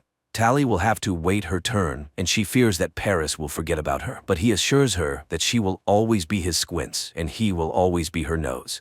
He arranges to meet her in a month. The next day, the students gather in the main hall to greet those whose time has come. Dr. Cable talks about all the advantages of being beautiful and calls forward the future beauties. Paris says goodbye to Tally, and a girl named Shay, sitting next to her, notices this. In the evening, Tally returns to her room and remembers how she and Paris met when they arrived at school. He called himself Nose and she called herself Squints. One day, the boy hurt his hand and the girl intentionally cut her palm. From that moment on, they shared a mark of ugliness, a scar on their palms, and the belief that they were perfect for each other. The next morning in class, Tally talks about the white tiger orchid, which supplies energy to the cities and decorates the fields. That evening, she undergoes the mandatory scan for her future transformation, where she chooses gold for her eye color and dreams of reuniting with Paris, from whom there has been no news. The day of the arranged meeting arrives. The girl sneaks onto the bridge, but Nose is not there. Tally decides to sneak into the City of Joy. She reaches the outskirts, where a party is in full swing. Suddenly, a mask falls from above, allowing its owner to change their clothing. Tally puts it on, selects a dress, and heads out to search for her friend in streets filled with lights, laughter, music, and celebration. Miraculously, she finds Paris, who barely recognizes her. Even the scar on his hand is gone, though he swore he wouldn't remove it. It turns out that after the transformation, an ugly person's life becomes entirely different, where an eternal friendship oath no longer matters. Tally removes the mask to remind him of herself, but immediately becomes an unwanted presence. She runs, grabbing a rescue vest on her way. Realizing she is about to be caught, Tally jumps from a skyscraper. The vest saves her, and she manages to reach the bridge, but she is pursued, and just as she is about to be caught, Shay arrives to rescue her on her hoverboard. The girls immediately feel a kindred spirit. Tally shows Shay how to sneak into the locked kitchen and tells her that her meeting with Paris left her disappointed. One day, Shay suggests that Tally learn to ride the hoverboard and gives her a forbidden book to read. Tally learns that Shay told her friends about her jump with the rescue vest, and now she is the heroine of the entire campus, which could lead to her being denied the operation. But she continues with her lessons and masters the hoverboard. Later, the girls discuss beauty, and unexpectedly, Shay reveals that she doesn't want to change at all. For now, she takes Tally to a training ground where, choosing the most difficult track, she puts on a masterclass. After riding, Tally returns the book, in which she enjoyed the free flow of everything in the world, from natural seasons to relationships. Then Shay suggests that they both refuse the operation and escape with her to the smoke, a place where people live freely. She takes her friend to the edge of the school grounds, and after leaving their tracking rings on a branch, the girls fly into the wildlands. Crossing a river, they arrive at the ruins of an old city. Shay shows her the remnants of a roller coaster, lamenting that it is destroyed. She takes her friend to a tall building where they can call her friends from the wild world by lighting a signal fire. Shay explains that in the outside world, people work for themselves, love, and have children. There are even old people there. Everything is like in the book they read. Shay was planning to escape with her friend David when she saw Tally on the bridge and came to her rescue. She wants to read books and have hobbies because after the operation, a person no longer decides how to live. Tally doesn't understand this, as she has dreamed all her life of being beautiful. So Shay leaves her with a coded path to the smoke and departs with David, whose fire lights up on the neighboring rooftop. Tally returns to the city, where the day of her transformation soon arrives. Unexpectedly, instead of the operation, she is taken to Dr. Cable, who turns out to be well aware of her friendship with the missing Shay. She insists that David is holding Shay against her will, brainwashing her. And only after Tally finds Shay and returns her to the city will she be allowed to become beautiful. A distressed Tally returns to her room, where Paris visits her. He advises her to do as Dr. Cable asks, as it is the only way they can be together. Tally agrees. Dr. Cable explains that the residents of the smoke are planning to destroy the city and have developed a weapon that Tally must find and neutralize. She sets off, receiving a pendant to activate when she finds the weapon. Tally follows Shay's instructions and after reaching the ruined roller coaster, rides it until she reaches an old railroad track. She camps in the forest for the night, lighting a fire, and unexpectedly finds charm in the surrounding nature. Later, she has to climb a steep cliff and cross the ruins on her hoverboard. The last stop is a white sea of orchids, where Tally settles in for the night. Meanwhile, Dr. Cable calls Paris and offers to further enhance him. That night, Tally wakes up surrounded by burning orchids. As she is about to lose consciousness, David finds her. He checks her over, discards the transmitters he finds, ignoring the pendant, which is not yet active, and takes her with him. However, the tracker informs Dr. Cable that Tally is in the right place. In the morning, David brings Tally to the smoke, where she reunites with Shay. However, the others find it strange that she managed to get there alone. Tally expresses her concern for Shay and believes she should return, but Shay has no intention of doing so and asks Tally to take a closer look at this way of life. The next day, Tally comes across a group of young people preparing for an expedition. It turns out that the fires are set by them because the orchids are toxic and drain nutrients from the soil, killing the planet. David offers her to join them and see the truth. The group flies on a mission aboard an ancient modified helicopter. From above, they see fields and forests destroyed by the orchids. Shay sets the plants on fire and a blaze erupts, suddenly revealing figures of people walking through the fire unharmed. Suddenly, the helicopter shakes and Shay falls down. Tally immediately jumps after her. She finds her friend and grabs her just as she sees a figure in a blue suit running towards them. But Tally grabs onto a rope thrown down from the helicopter and the two girls are pulled out of danger. Later, they discuss what happened, confused about how the city's scouts found them. Tally feels guilty and torn, as after getting to know the inhabitants of the smoke better, she has started to think differently. Here, everyone works but doesn't use money, they just trade. The elderly aren't a burden because they contribute in their own way. Most importantly, the people have chosen to be here. They melt down old iron and make useful things. When Tally asks about weapons, Shay simply shrugs, saying, "Why would we need them?" Tally joins in the work, and even though it's hard, she enjoys the process. In the evening, everyone gathers around the campfires, where she is treated to natural foods. David tells the people that scouts have been spotted, meaning the city hasn't stopped pursuing them. While the smoke believes in controlling nature, the city has perfected controlling people. By focusing on appearance, people stop reading, learning, dreaming, and choosing who they want to become. That's why they are ready to defend their freedom. The next day, David teaches Tally how to shoot a bow, noticing the calluses on her hands, and gives her his gloves as a gift. At that moment, the flamethrowers arrive, having encountered scouts again. However, these are not typical beauties, but very fast and strong guys. Later, Shay notices the gloves and explains that in this world, things are different from the city. If a guy cares for a girl, it means she's important to him, so Tally has to make a choice. One day, Tally asks David about the weapons. He takes her to his parents. They reveal that they used to be plastic surgeons. It turns out these operations are not as safe as people believe. There were even fatalities. While studying these cases, David's father noticed changes in the brain of the beautiful, realizing that after the procedures, people's thinking became clouded and they experienced a false sense of happiness. But only Cable realized the secret was uncovered, and they were removed from their work and their research results were confiscated. It became clear that the brain was being intentionally damaged to control people.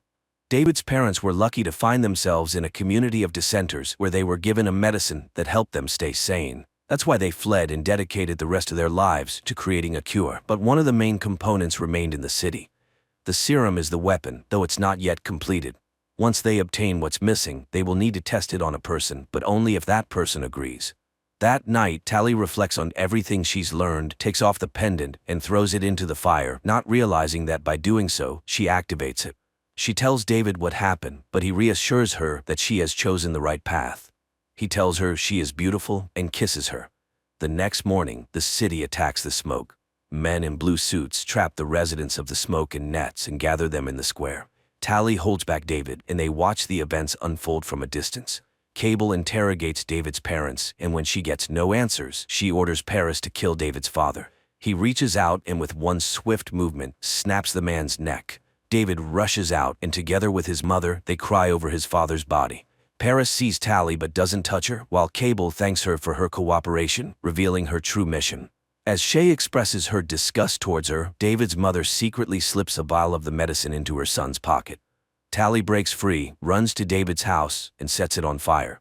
In the chaos, David escapes into the forest. Tally, shooting her pursuer with a bow, also runs while the townspeople burn down the settlement and take its residents away. Later, Tally finds David and tells him that she didn't know the whole truth, and the residents of the smoke paid the price. She is ready to help him get to the city and fix her mistake. She takes him to the school, introduces him to Shay's friends, and asks them for help. The young people start a rebellion, writing the words "Smoke Forever" above the city, diverting attention from the main goal. Taking advantage of this, Tally and David sneak into the laboratory, but to access the right level, the school ring is not enough. David takes it from a guard, and the pair find and free the residents of the smoke, but Shay has already been taken for the operation. Tally, David, and his mother rush after her, but it's too late. Shay has been turned into a beauty, and she really likes it. At that moment, Paris and Dr. Cable enter the laboratory, urging people to finally make a choice. All three step into the transformation booths, but just as the process begins, a helicopter flies overhead, and David's friend uses a flamethrower to melt the outer glass. The system collapses, Tally pulls Shay out, and while David's mother finds the necessary component for the medicine, they escape. The group makes it to the roof, where they are stopped by Paris. Tally tries to remind him of their friendship, but he reaches out, and David, remembering his father's death, attacks the handsome man. After a struggle, Paris dangles over a waterway, and at the last moment, he recognizes Tally, but he slips and falls down. David leads Tally away. Later, the group gathers in the ruins of the ancient city. David's mother shows them the retrieved component and pulls the vial from her son's pocket. The medicine is finally ready, but Shay refuses to be the test subject, as she loves being beautiful. So Tally volunteers to return to the city, undergo the procedure, and then become a volunteer. It's very risky, but she is confident in her strength. Sometime later, the beautiful Tally admires the city and, when asked by the system, assures it that she is completely happy being perfect. The movie raises more questions than it answers. The city's motivation is unclear, as the beauties produce nothing but self-admiration, and the danger posed by the smoke isn't fully explained, but the visuals allow viewers to simply enjoy the beautiful scenes, forgetting about the absurdities of the plot.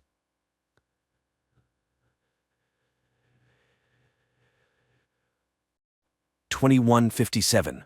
A voiceover narrates, Earth has forgotten about wars and famine. Nature has revived, medicine has conquered deadly diseases. Humanity is exploring unknown planets, entrusting the search for extraterrestrial life in deep space to students full of strength, courage, and a belief in goodness. A young man named Max embarks on another flight. Suddenly, his spacecraft is damaged by an asteroid and makes an emergency landing on an unknown planet. Max steps outside, and immediately his shuttle explodes, leaving him without communication. But he doesn't despair, and first of all, decides to explore. By all parameters, the planet resembles Earth, and the astronaut hopes to find help and maybe a communication system here. But an indigenous inhabitant captures him in the forest. To understand the language of this planet, Max inserts a translator capsule into his ear. The indigenous person, named Zeph, turns Max over to the authorities. They put a helmet on Max that can project a person's thoughts and memories onto a screen and begin the interrogation. At the same time, in a nearby room, Corporal Gaius is assigned to transport Max to the capital as a subconvoy. Here, Max senses a strange signal, and everyone around starts chanting the anthem of the guard. Later, they pass by a strange tower, which, according to Gaius, serves to protect against enemies. Suddenly, its base explodes, and the structure collapses onto the road. Gaius is trapped inside the car, but Max pulls the corporal out. It turns out that this act was carried out by the rebels, the main enemies of the supreme authority of the state. The two men reach the capital on foot. Meanwhile, the head of the Department of Special Research, known as the Wanderer, summons his subordinate named Fank and instructs him to deliver Max to the department.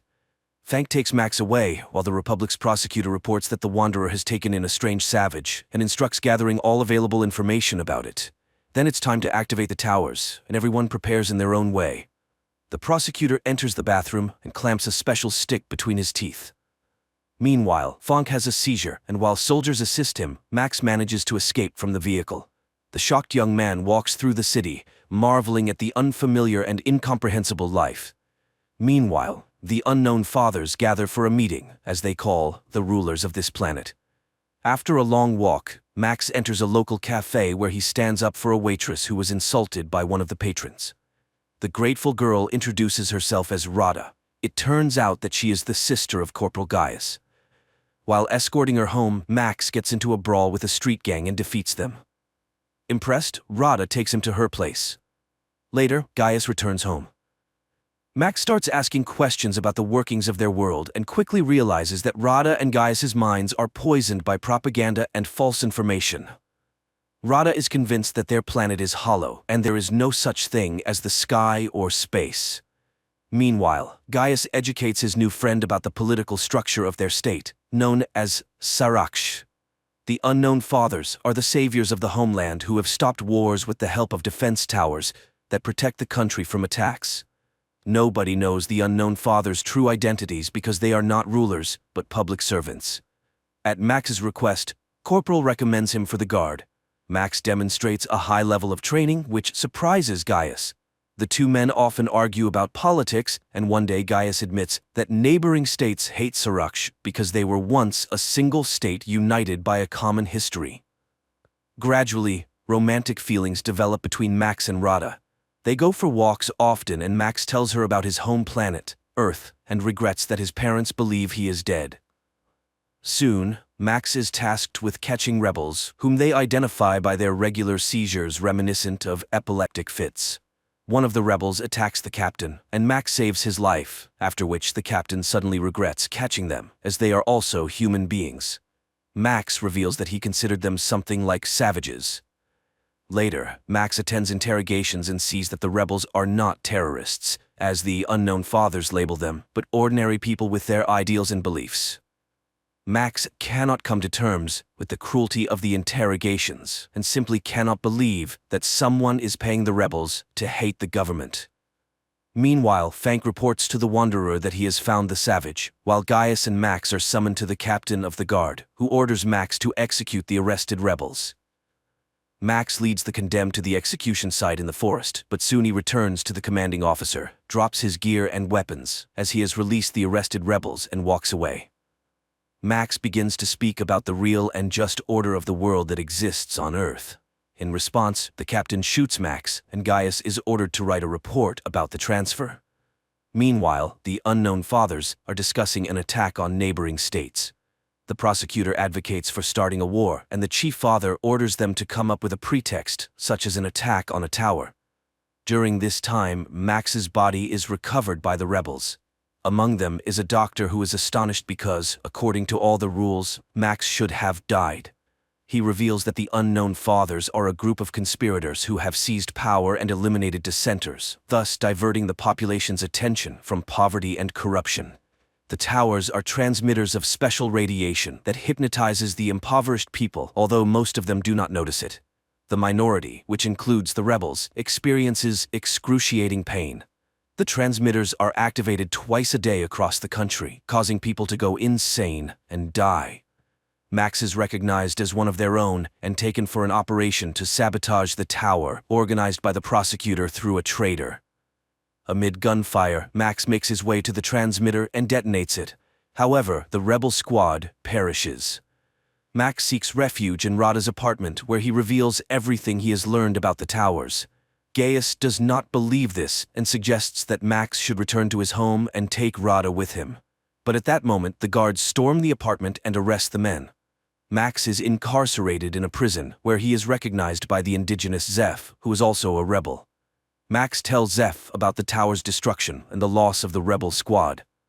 Meanwhile, the Wanderer asks the prosecutor to hand over Max to him. The prosecutor, however, requests in return to halt the development of more precise transmitters, as he fears that his secret will be revealed since his reaction to the radiation is similar to that of the rebels, meaning he is also a dissenter. Later, Max and other death row inmates are sent to clear the southern borders of the remaining war robots. During this time, the prosecutor learns that Max is immune to the emitters. He decides to break the agreement with the Wanderer and orders Max to be brought to him. The next day, Max attempts to convey to the rebels the idea that they should not destroy the towers one by one but strike at the center where the signal originates. Zeph becomes furious and explains that the towers are not for identifying dissenters. They are active continuously, not just twice a day. The radiation from the towers robs people of their ability to think critically.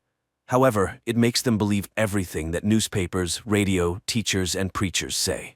People can be made to believe anything. Only the rebels understand this, as the radiation does not hypnotize them, but only inflicts agonizing pain. Zeph continues, there are mutants in the south who are also unaffected by the radiation. However, they have no dealings with humans. Just then, they hear the roar of an engine, and Zeph identifies it as a self-propelled tank, trying to kill them. Max sprints to the tank, climbs inside, and disables the automatic control system. He then informs his friends that he is heading south to find allies and destroy the towers. At the border, the military attempts to stop the tank, and among them, Max recognizes Gaius. Taking him captive, Max breaks through the barricades. On the way, Max tells Gaius about the true situation on this planet, and Gaius becomes convinced of his accuracy when, at the designated time, he is outside the tower's range and does not feel the radiation. Gaius gets angry upon realizing that he has been a puppet of the government all this time, but Max tries to calm him down and reminds him that there are 40 million people like him, and it is for them that he initiated this rebellion. During a stop, residents of the steppes, referred to as mutants, appear near the tank. They behave peacefully and offer food to the travelers. The guys proceed to the ruler of these lands, noting the poverty and destitution of the population. They are told that it is dangerous to live here after the last war, but these people are outcasts with nowhere else to go. Max suggests to their leader, the Duke, to start a rebellion against the Unknown Fathers, but the mutants are physically and morally too weak to help in the uprising. The mutants propose that the guys seek help from the Island Empire. However, to do that, they must pass through contaminated lands. So the Duke gifts them an old bomber and the guys take to the sky. During the flight, the bomber is exposed to the radiation from the towers, and Gaius becomes fanatically devoted to Max, obstructing him from piloting. Max struggles to maintain control, and the bomber collides with a tower. Gaius suddenly snaps out of his fanatic state with no recollection of what he had just done. However, their aircraft is shot down by the automated anti-aircraft defense system left over from the previous war. The downed bomber crashes into the sea, but Max and Gaius manage to escape and reach the shore. On the shore, they discover an abandoned submarine, and Max decides to go inside. At the same time, in the city, the prosecutor orders Rada to be brought to him, and his men snatch her off the street. He claims to be Max's friend and shows Rada a recording of his escape. However, she doesn't believe him and refuses to assist the prosecutor in his search for her beloved. Rada is thrown into prison. Meanwhile, Gaius, impatiently waiting for his friend, swims to the submarine where they discover evidence of horrifying experiments conducted on prisoners. The guys reach the control room and view video recordings of mass executions of Gaius's fellow countrymen by the representatives of the Island Empire, whom they were seeking help from. Gaius is horrified by the fact that these monsters could invade his country. It becomes evident that forming an alliance with the Empire is not an option. The guys return to the shore, where they are met by a coastal patrol. It turns out that a war has broken out with a neighboring state, and like most of the prisoners, they will be sent to the front. Meanwhile, the Wanderer, desiring to lure Max into his department, engineers Rada's escape. He laments how the war has disrupted all his plans and assigns Fank the task of finding and bringing Max back, confessing that he is afraid of him. At the same time, Max and Gaius are dispatched to the front, where they reunite with Zeph. Their commander turns out to be the captain of the guard, who refuses to hand over the Earthling to the arriving Fank. The guys are sent into battle on old tanks when Fank finally locates Max. However, Max refuses to leave his friends and stuns the officer, tossing him into their tank. The battle commences, but Max directs his vehicle to the other side of the battlefield. Gaius blindly obeys him, influenced by the radiation, and pulls their unconscious friends out, which the captain witnesses. Gaius offers his body as a shield when the captain prepares to execute Max for desertion, but the wounded Max gathers his last strength and kills the commander. Max mourns his friend, but upon hearing Rada's name from the now conscious Fank, agrees to cooperate with the Wanderer. After the battle ends, Max buries Gaius while listening to Fank's proposals. He will have an apartment on the Institute's premises, his car, and freedom of movement. But he will only see Rada once he proves his loyalty to the state. Meanwhile, the prosecutor heads to the Wanderer's department where he deceitfully meets with Max. He proposes that Max overthrow the Unknown Fathers by providing the coordinates of the center that controls the tower system. Upon infiltrating the center, Max must activate special radiation, causing waves of depression, which will subdue all the people in the country, including the military. Then, Max must eliminate the Unknown Fathers. Afterward, he will become the ruler of the state and free Rada, who's in the Wanderer's hands. The prosecutor will serve as his advisor. Max takes Zeph with him and embarks on the mission. He arrives at the center and issues orders to his associates, instructing them to detonate the bomb in the trunk if he does not return. He easily gains access to the interior, but is halted by guards just before reaching the elevator. Max incapacitates them, but the men regain consciousness and pursue him. Max reaches the control center and activates the depression mode throughout the country. The Wanderer watches as people fall to the ground and rushes toward the control center. Meanwhile, Max returns to retrieve the bomb, places it inside the building, and triggers it. Then, he leaves the site of the impending explosion. The Wanderer initiates a pursuit of Max and, catching up with him, engages in a confrontation. At that moment, a powerful explosion resounds, destroying the main transmitter. People on the streets begin to regain their senses and sobriety as Max rushes to find Rada and locates her in a cryo chamber. He carries the girl outside, but the Wanderer blocks his path. It is then revealed that he is, in fact, an employee of Galactic Security from Earth who arrived on the planet 20 years ago to assist it. Now, chaos erupts on the streets, leading to a power struggle in which many people will perish. In his rage, the Wanderer beats up a foolish student who destroyed the fruits of his labor. Forgetting about economics and inflation, the state faces famine and invasion from neighboring countries. Max starts to resist and, in turn, accuses the Wanderer of allowing the construction of the towers and the enslavement of the local population. However, the Wanderer reminds him of the laws of history, where all rational beings go through the experience of wars and enslavement. This planet is no exception. It is at this point that Max declares that he is now home. As long as he is alive, he will fight against inflation, hunger, and wars, and will not allow the establishment of yet another society based on slavery. Rada comes to Max, and as they stand together, the Wanderer smiles.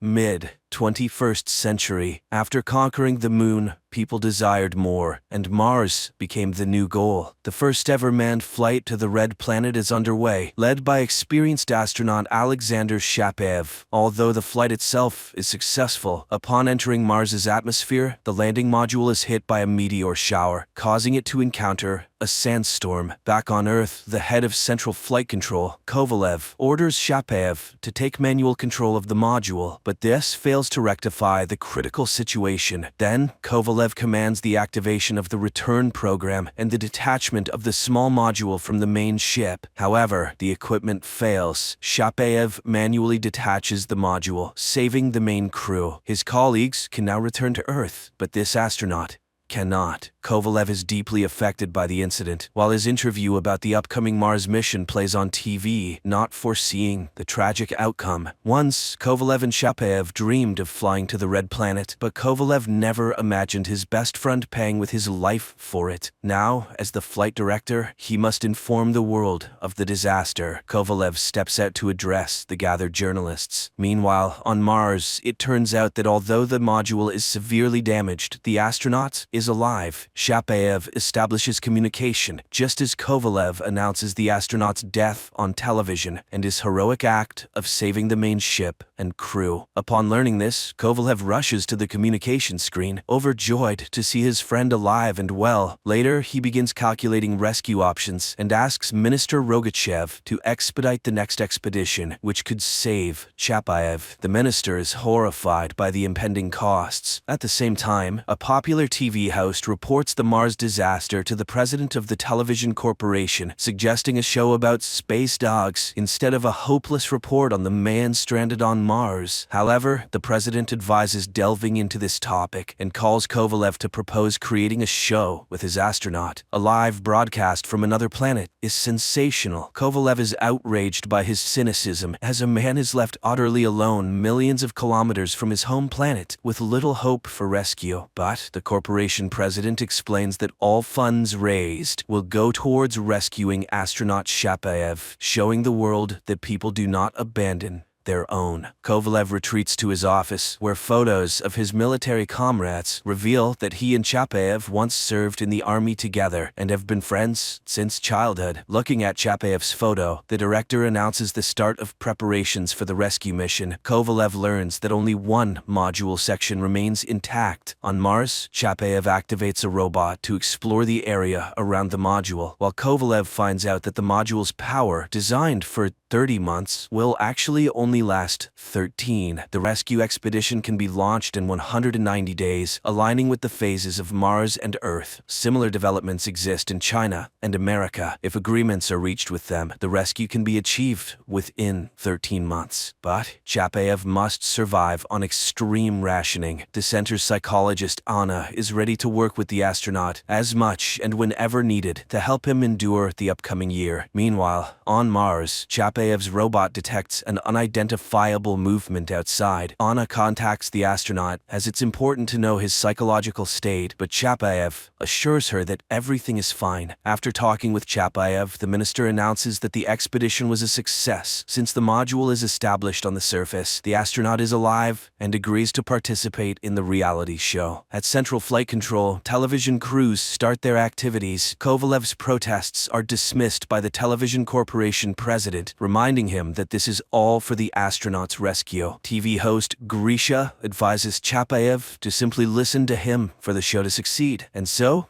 the show begins. The TV host introduces the world to the man cast to the edge of the universe, but Chapayev takes the floor and starts simply talking to people, sharing what he has learned about Mars. He does this with a great sense of humor, winning the love of the Earthlings. However, the man struggles with the loneliness on an alien planet. One day, he contacts Earth because he heard strange sounds, but the communication specialist Peter detects nothing unusual, and Chapayev disconnects. During this time on Earth, the TV host again urges the president of the television corporation to abandon the filming, but he then reveals the true nature of the show. Live observation of a man on the brink of life and death. Chapayev quickly becomes first a Russian and then an international celebrity. He is nicknamed the Alien. Videos of his broadcasts about the structure of the universe rapidly gain views on social media, and his live connections draw vast audiences. Children ask their questions, to which the astronaut responds simply and clearly, earning him immense love from viewers. However, some envy the astronaut's fame. Anna's fiancé, Pyotr, starts to feel jealous of Chapayev, with whom she communicates for several hours a day, a fact noted by the TV host. Unexpectedly, the downside of the show becomes apparent. The live broadcasts consume a lot of energy, and Chapayev can only survive under conditions of increased conservation. But the president of the television corp insists on continuing the show, as the more money they earn, the faster they can organize a rescue expedition. Kovalev announces an increase in broadcasts despite Anna's outrage. Meanwhile, on Mars, Chapayev continues to conduct planned experiments and occasionally hears strange sounds, which Pyotr consistently misses. One one day, the astronaut begins to suffer from terrible headaches caused by some unknown radiation, but then they suddenly stop, and he hears his mother's voice, which delights him. The next day, he tells young viewers about the universe, space, and Earth. The children listen to him, holding their breath. Suddenly, he confesses that from the very first day on Mars, he felt like he was hearing sounds, as if someone was trying to talk to him, and now he is sure that he is not alone on Mars. This conversation causes alarm at the flight control center. Apparently, Chapayev is starting to hallucinate. The minister demands to find out what is happening with Chapayev. Psychologist Anna requests a private conversation with the astronaut. Chapayev confesses that the sounds he heard seem to express what is inside him, as if he is the cause of everything happening, not the consequence, as if there is no time, no space, not even Mars. It seems the people created this reality and are now trying to understand it. People create universes, planets, harmony, or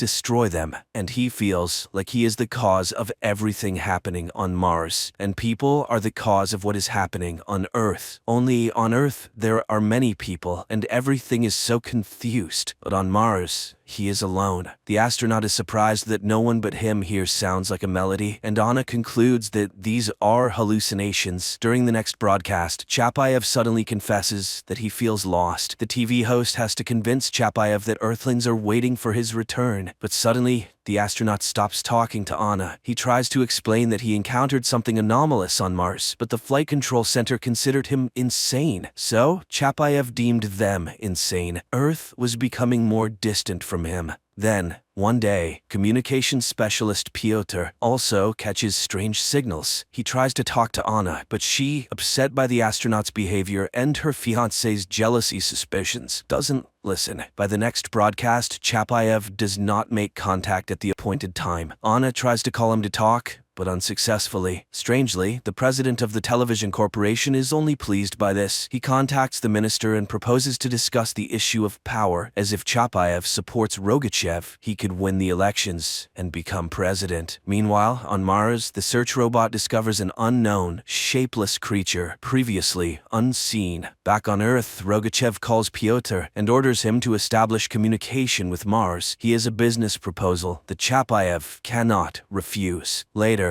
the astronaut goes on air with a rather strange message about life on Mars, showing a toy Martian. Then he agrees to participate in a new show called Chapayev Knows, where he starts giving advice in virtually all spheres of human life. He becomes the most popular person on the planet. Anna realizes that something is wrong, and one day she literally corners her fiancé, demanding he tell her everything he knows, and he confesses that there were indeed some sounds on Mars, but it's impossible to talk to Chapayev because all communication channels are blocked. The astronaut continues to explore Mars with the robot. Meanwhile, on Earth, Kovalev comes to the minister. The money is collected, and it's time to start the rescue expedition. But suddenly, the minister declares that rescue is impossible under any circumstances. Chapayev is a routine loss. The funds raised from the show have disappeared into thin air. The program is winding down, and Kovalev is fired. Meanwhile, Chapayev continues to experience headaches from the unintelligible sounds emitted by an unknown entity attacking the module. At the same time, Kovalev approaches the president of the television corporation for help, and he asks to wait until tomorrow. The next day, the show starts with Chapayev urging Earthlings to vote for Rogachev, who has nominated himself for president. But at the moment when the minister is bowing before the monitors, a special forces group bursts into the television center. The broadcast is interrupted, and everyone sees that it was not Chapayev, but the TV host addressing the people. It turns out that a duplicate of the module was built in one of the television studios, and a computer model of the astronaut was created. The police began an investigation to identify the client of this monstrous scam, asserting that there was no accident on Mars, and thus, no astronaut. Supposedly, the entire story was invented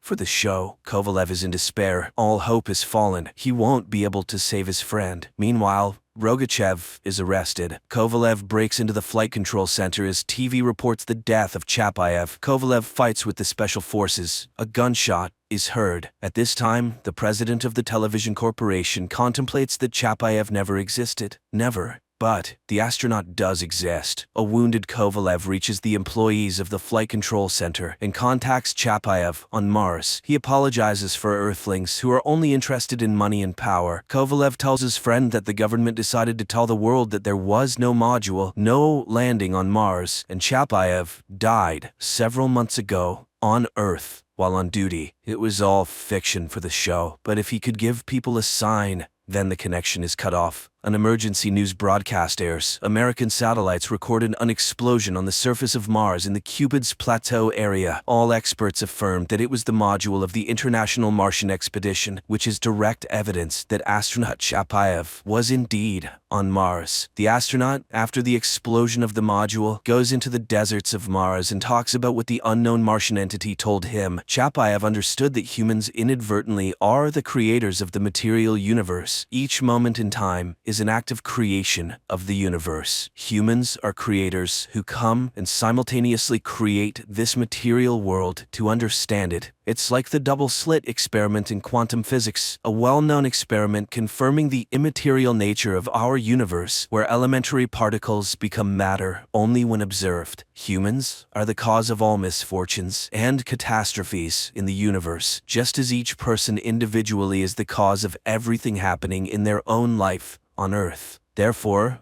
only humans can change this life, the world, and the entire universe, if they can change themselves. Next, we see how Chapayev voluntarily dissolves and merges with the universe, from which each of us appears in this world.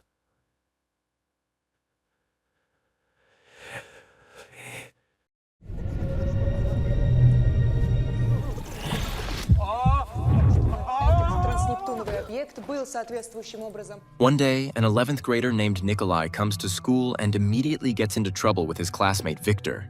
Victor is upset about an unflattering comment about their mutual love interest, Nastya, appearing on the board. Victor drags Kolya to the classroom, but Kolya tells everyone that this is nothing compared to what awaits them in the future. After all, an alien spaceship is already on its way to Earth.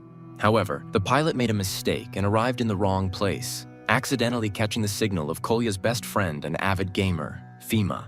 Thanks to this mistake, Earth will soon join the Star Federation, which will immediately accelerate progress in all areas of knowledge and medicine. But in 2110, military conflicts will begin with the Cosmic Pirate Alliance, led by Glot, who can travel through time. Humans had a tough time until a special squad led by Kira was sent into battle. She will reach Glot and sacrifice herself to destroy him. Kira will leave behind a daughter, Alice, who will study at the same school as Kolya, but 100 years in the future. However, Alice finds studying completely uninteresting. Some of her classmates of alien origin pay attention to her and offer friendship, but the girl's mind is occupied with entirely different thoughts. On this day, she returns from school, greets the robot Werther, and shows off new bracelets that allow for creating combat simulations. Werther immediately helps her pass a level, fighting 3 space pirates at once. At the most inopportune moment, her father, Professor Seleznev, appears in the simulation and gets hit in the nose. Alice immediately stops the fight and helps the injured. Here, the father notices the bracelet, which turns out to be sent from the military academy named after her mother, where she applied for admission.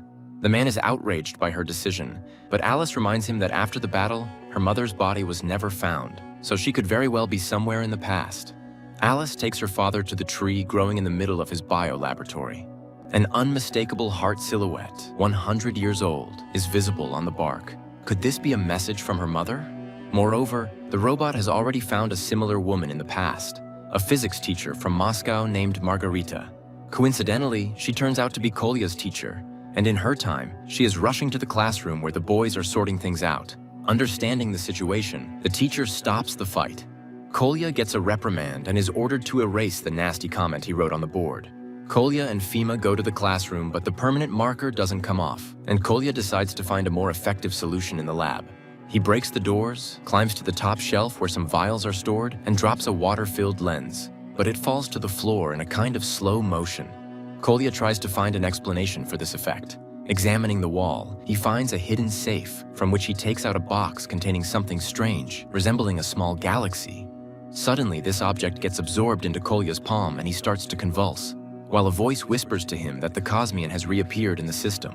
Terrified, Kolya runs into the corridor, and then outside. But the schoolyard around is completely different. There are many aliens around the school. Eventually, Kolya bumps into Alice, who, without understanding, performs a move and throws the boy to the ground. He sees the girl and is at a loss for words. Then he complains of feeling unwell, causing the girl to laugh. Is his biodata chip not working? Kolya doesn't understand her sarcasm and asks to call an ambulance. Alice then realizes that something is wrong with the boy. Besides, he is dressed very strangely. Kolya shows his pass, a badge, and the girl asks him to look around. Realizing that this is the future, the boy loses consciousness. Meanwhile, in a space prison, a pirate named Jolly, because he is always laughing, escapes from his cell, comes to the cell of the space pirate Glot, and admits that he has been recognized as the captain of the Alliance. But Glot reminds him that without the Cosmian, they won't be able to conquer even the most underdeveloped planet. He can feel its waves and can find it. Jolly agrees to cooperate and frees Glot. Glot uses his mental powers to force the guards to self-destruct, and the pirates escape. Meanwhile, Kolya regains consciousness and is frightened by the robot Werther. Alice confirms that it is the year 2124. She shows him a view of a futuristic city with blooming sakura and white bridges. The temperature is now controlled by humans. Machines are used as needed. The meat they eat is artificial. At this time, Professor Seleznev comes to the laboratory. Learning that the boy somehow traveled from the past, he begins the analysis and finds that Kolya's body contains a cluster of exotic matter with variable gravity, what they call the Cosmian. Kolya explains where and how he found this object. Learning that his physics teacher is named Margarita, Alice immediately understands that this is her mother. After this news, the father shows Alice a letter. In it, the missing wife explains that because of the Cosmian, she ended up in 2014. The problem is that with its help, one can only move exactly 100 years. Kira changed her details and hid securely so that the pirates wouldn't find her. She asks her daughter to look after her father, and she will always be proud of her. Alice runs out of the room in tears. Kolya rushes after her. Alice, sitting under the tree, tells her virtual father everything she thinks about him. Werther leads Kolya to this place and explains that meeting oneself in another time leads to a continuum failure. And then the space pirates appear. Glot captures Kolya with his mental power, but Werther manages to activate the alarm signal. Glot reports that they can't take the Cosmian while the boy is alive, and the pirate Jolly prepares his weapon. But Alice rushes into the fight, using bionic arms. The professor appears, trying to stop the fight. However, Kolya, obeying Glot's mental power, shoots the professor. An energy release occurs, and reality begins to change. Alice, Kolya, and the pirates find themselves in the middle of a highway in 2024. Alice and Kolya run away, and Jolly chases them, jumping on cars. Werther helps the kids, and when the pirate catches up with the pair and stabs Alice with a sword, it turns out to be her hologram. Then the pirate cuts the robot in half. Angry, he complains to Glot, but Glot takes control of a motorcyclist and knocks his partner down. However, Jolly gets up and finds Kolya's pass card on the road. Now he knows which school he attends and plans to do without Glot. Meanwhile, Kolya and Alice ride away from this place by subway. Kolya takes the girl to his home. He explains to his mother that Alice lost her keys and cannot stay outside, and she allows the girl to stay overnight. At night, Kolya admits that he writes texts and performs rap dedicated to Alice. This makes an impression on her. Meanwhile, Jolly tries to get to the school, but taxi drivers take him for a lunatic. So Jolly grabs a smartphone with a mapped route from one of the taxi drivers and heads to the place on foot. And physics teacher Kira sees a news report about the incident on the road and recognizes the pirate Jolly. The next morning, Kolya brings Alice to school, where Nastya mistakes her for his new girlfriend and starts to harass the couple, not letting them pass. Then Kolya sees his physics teacher Kira, catches up with her, and starts telling her what happened. But the woman notices Fima and is puzzled because he should be at Kolya's apartment playing. The conversation is interrupted by the appearance of Jolly, who, seeing Kira, proposes to settle the matter peacefully. But the woman engages in a fight. The pair wreck everything around, and eventually, Kira ends up in the physics classroom, where Alice, Kolya, Fima, Nastya, and her new boyfriend Victor are hiding. They barricade themselves inside, Jolly breaks in, and Alice asks Kolya to take them to the future.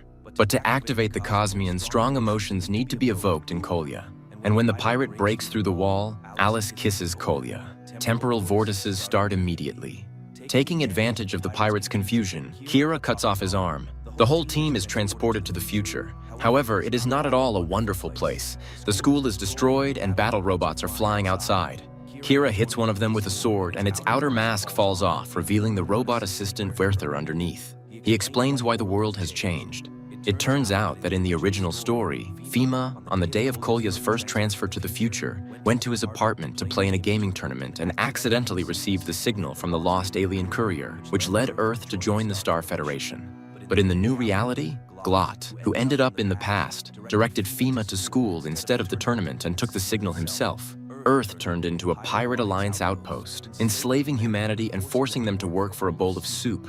Werther leads the team to Jolly, who has hardly aged over 100 years. It turns out that he was the one who saved Werther, disguising him as a pirate bot. Kira doesn't believe the pirate, but he convinces the team that he is now on their side.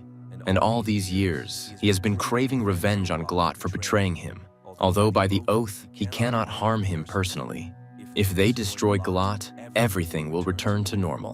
100 years ago, Fima received the signal, so they need to go to Kolya's apartment and stop Glot in the past. Kira, Kostya, and Jolly head to Kolya's apartment to thwart Glot's plan.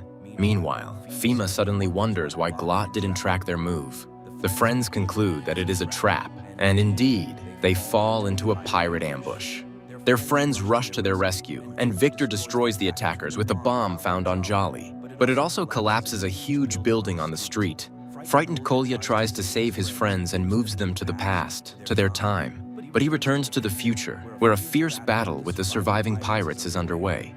Jolly locks Kira in a room, taking the blows on himself and receiving a fatal wound.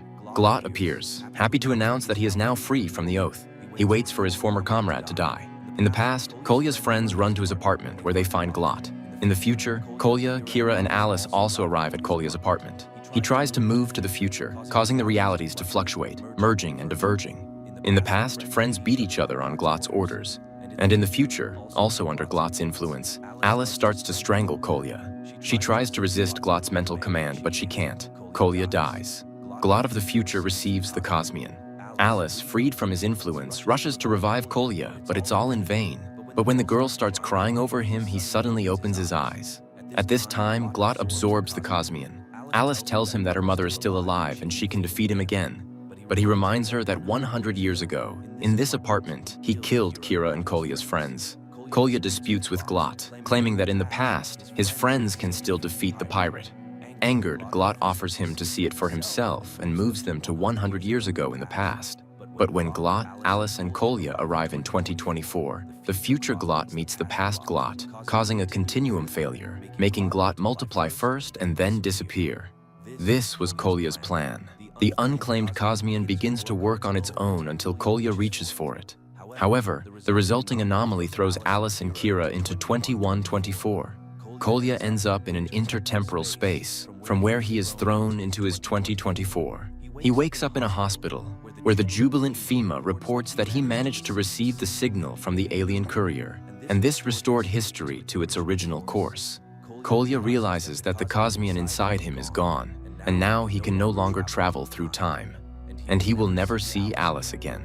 Meanwhile, Alice and Kira find themselves at their home and see their husband and father alive and well.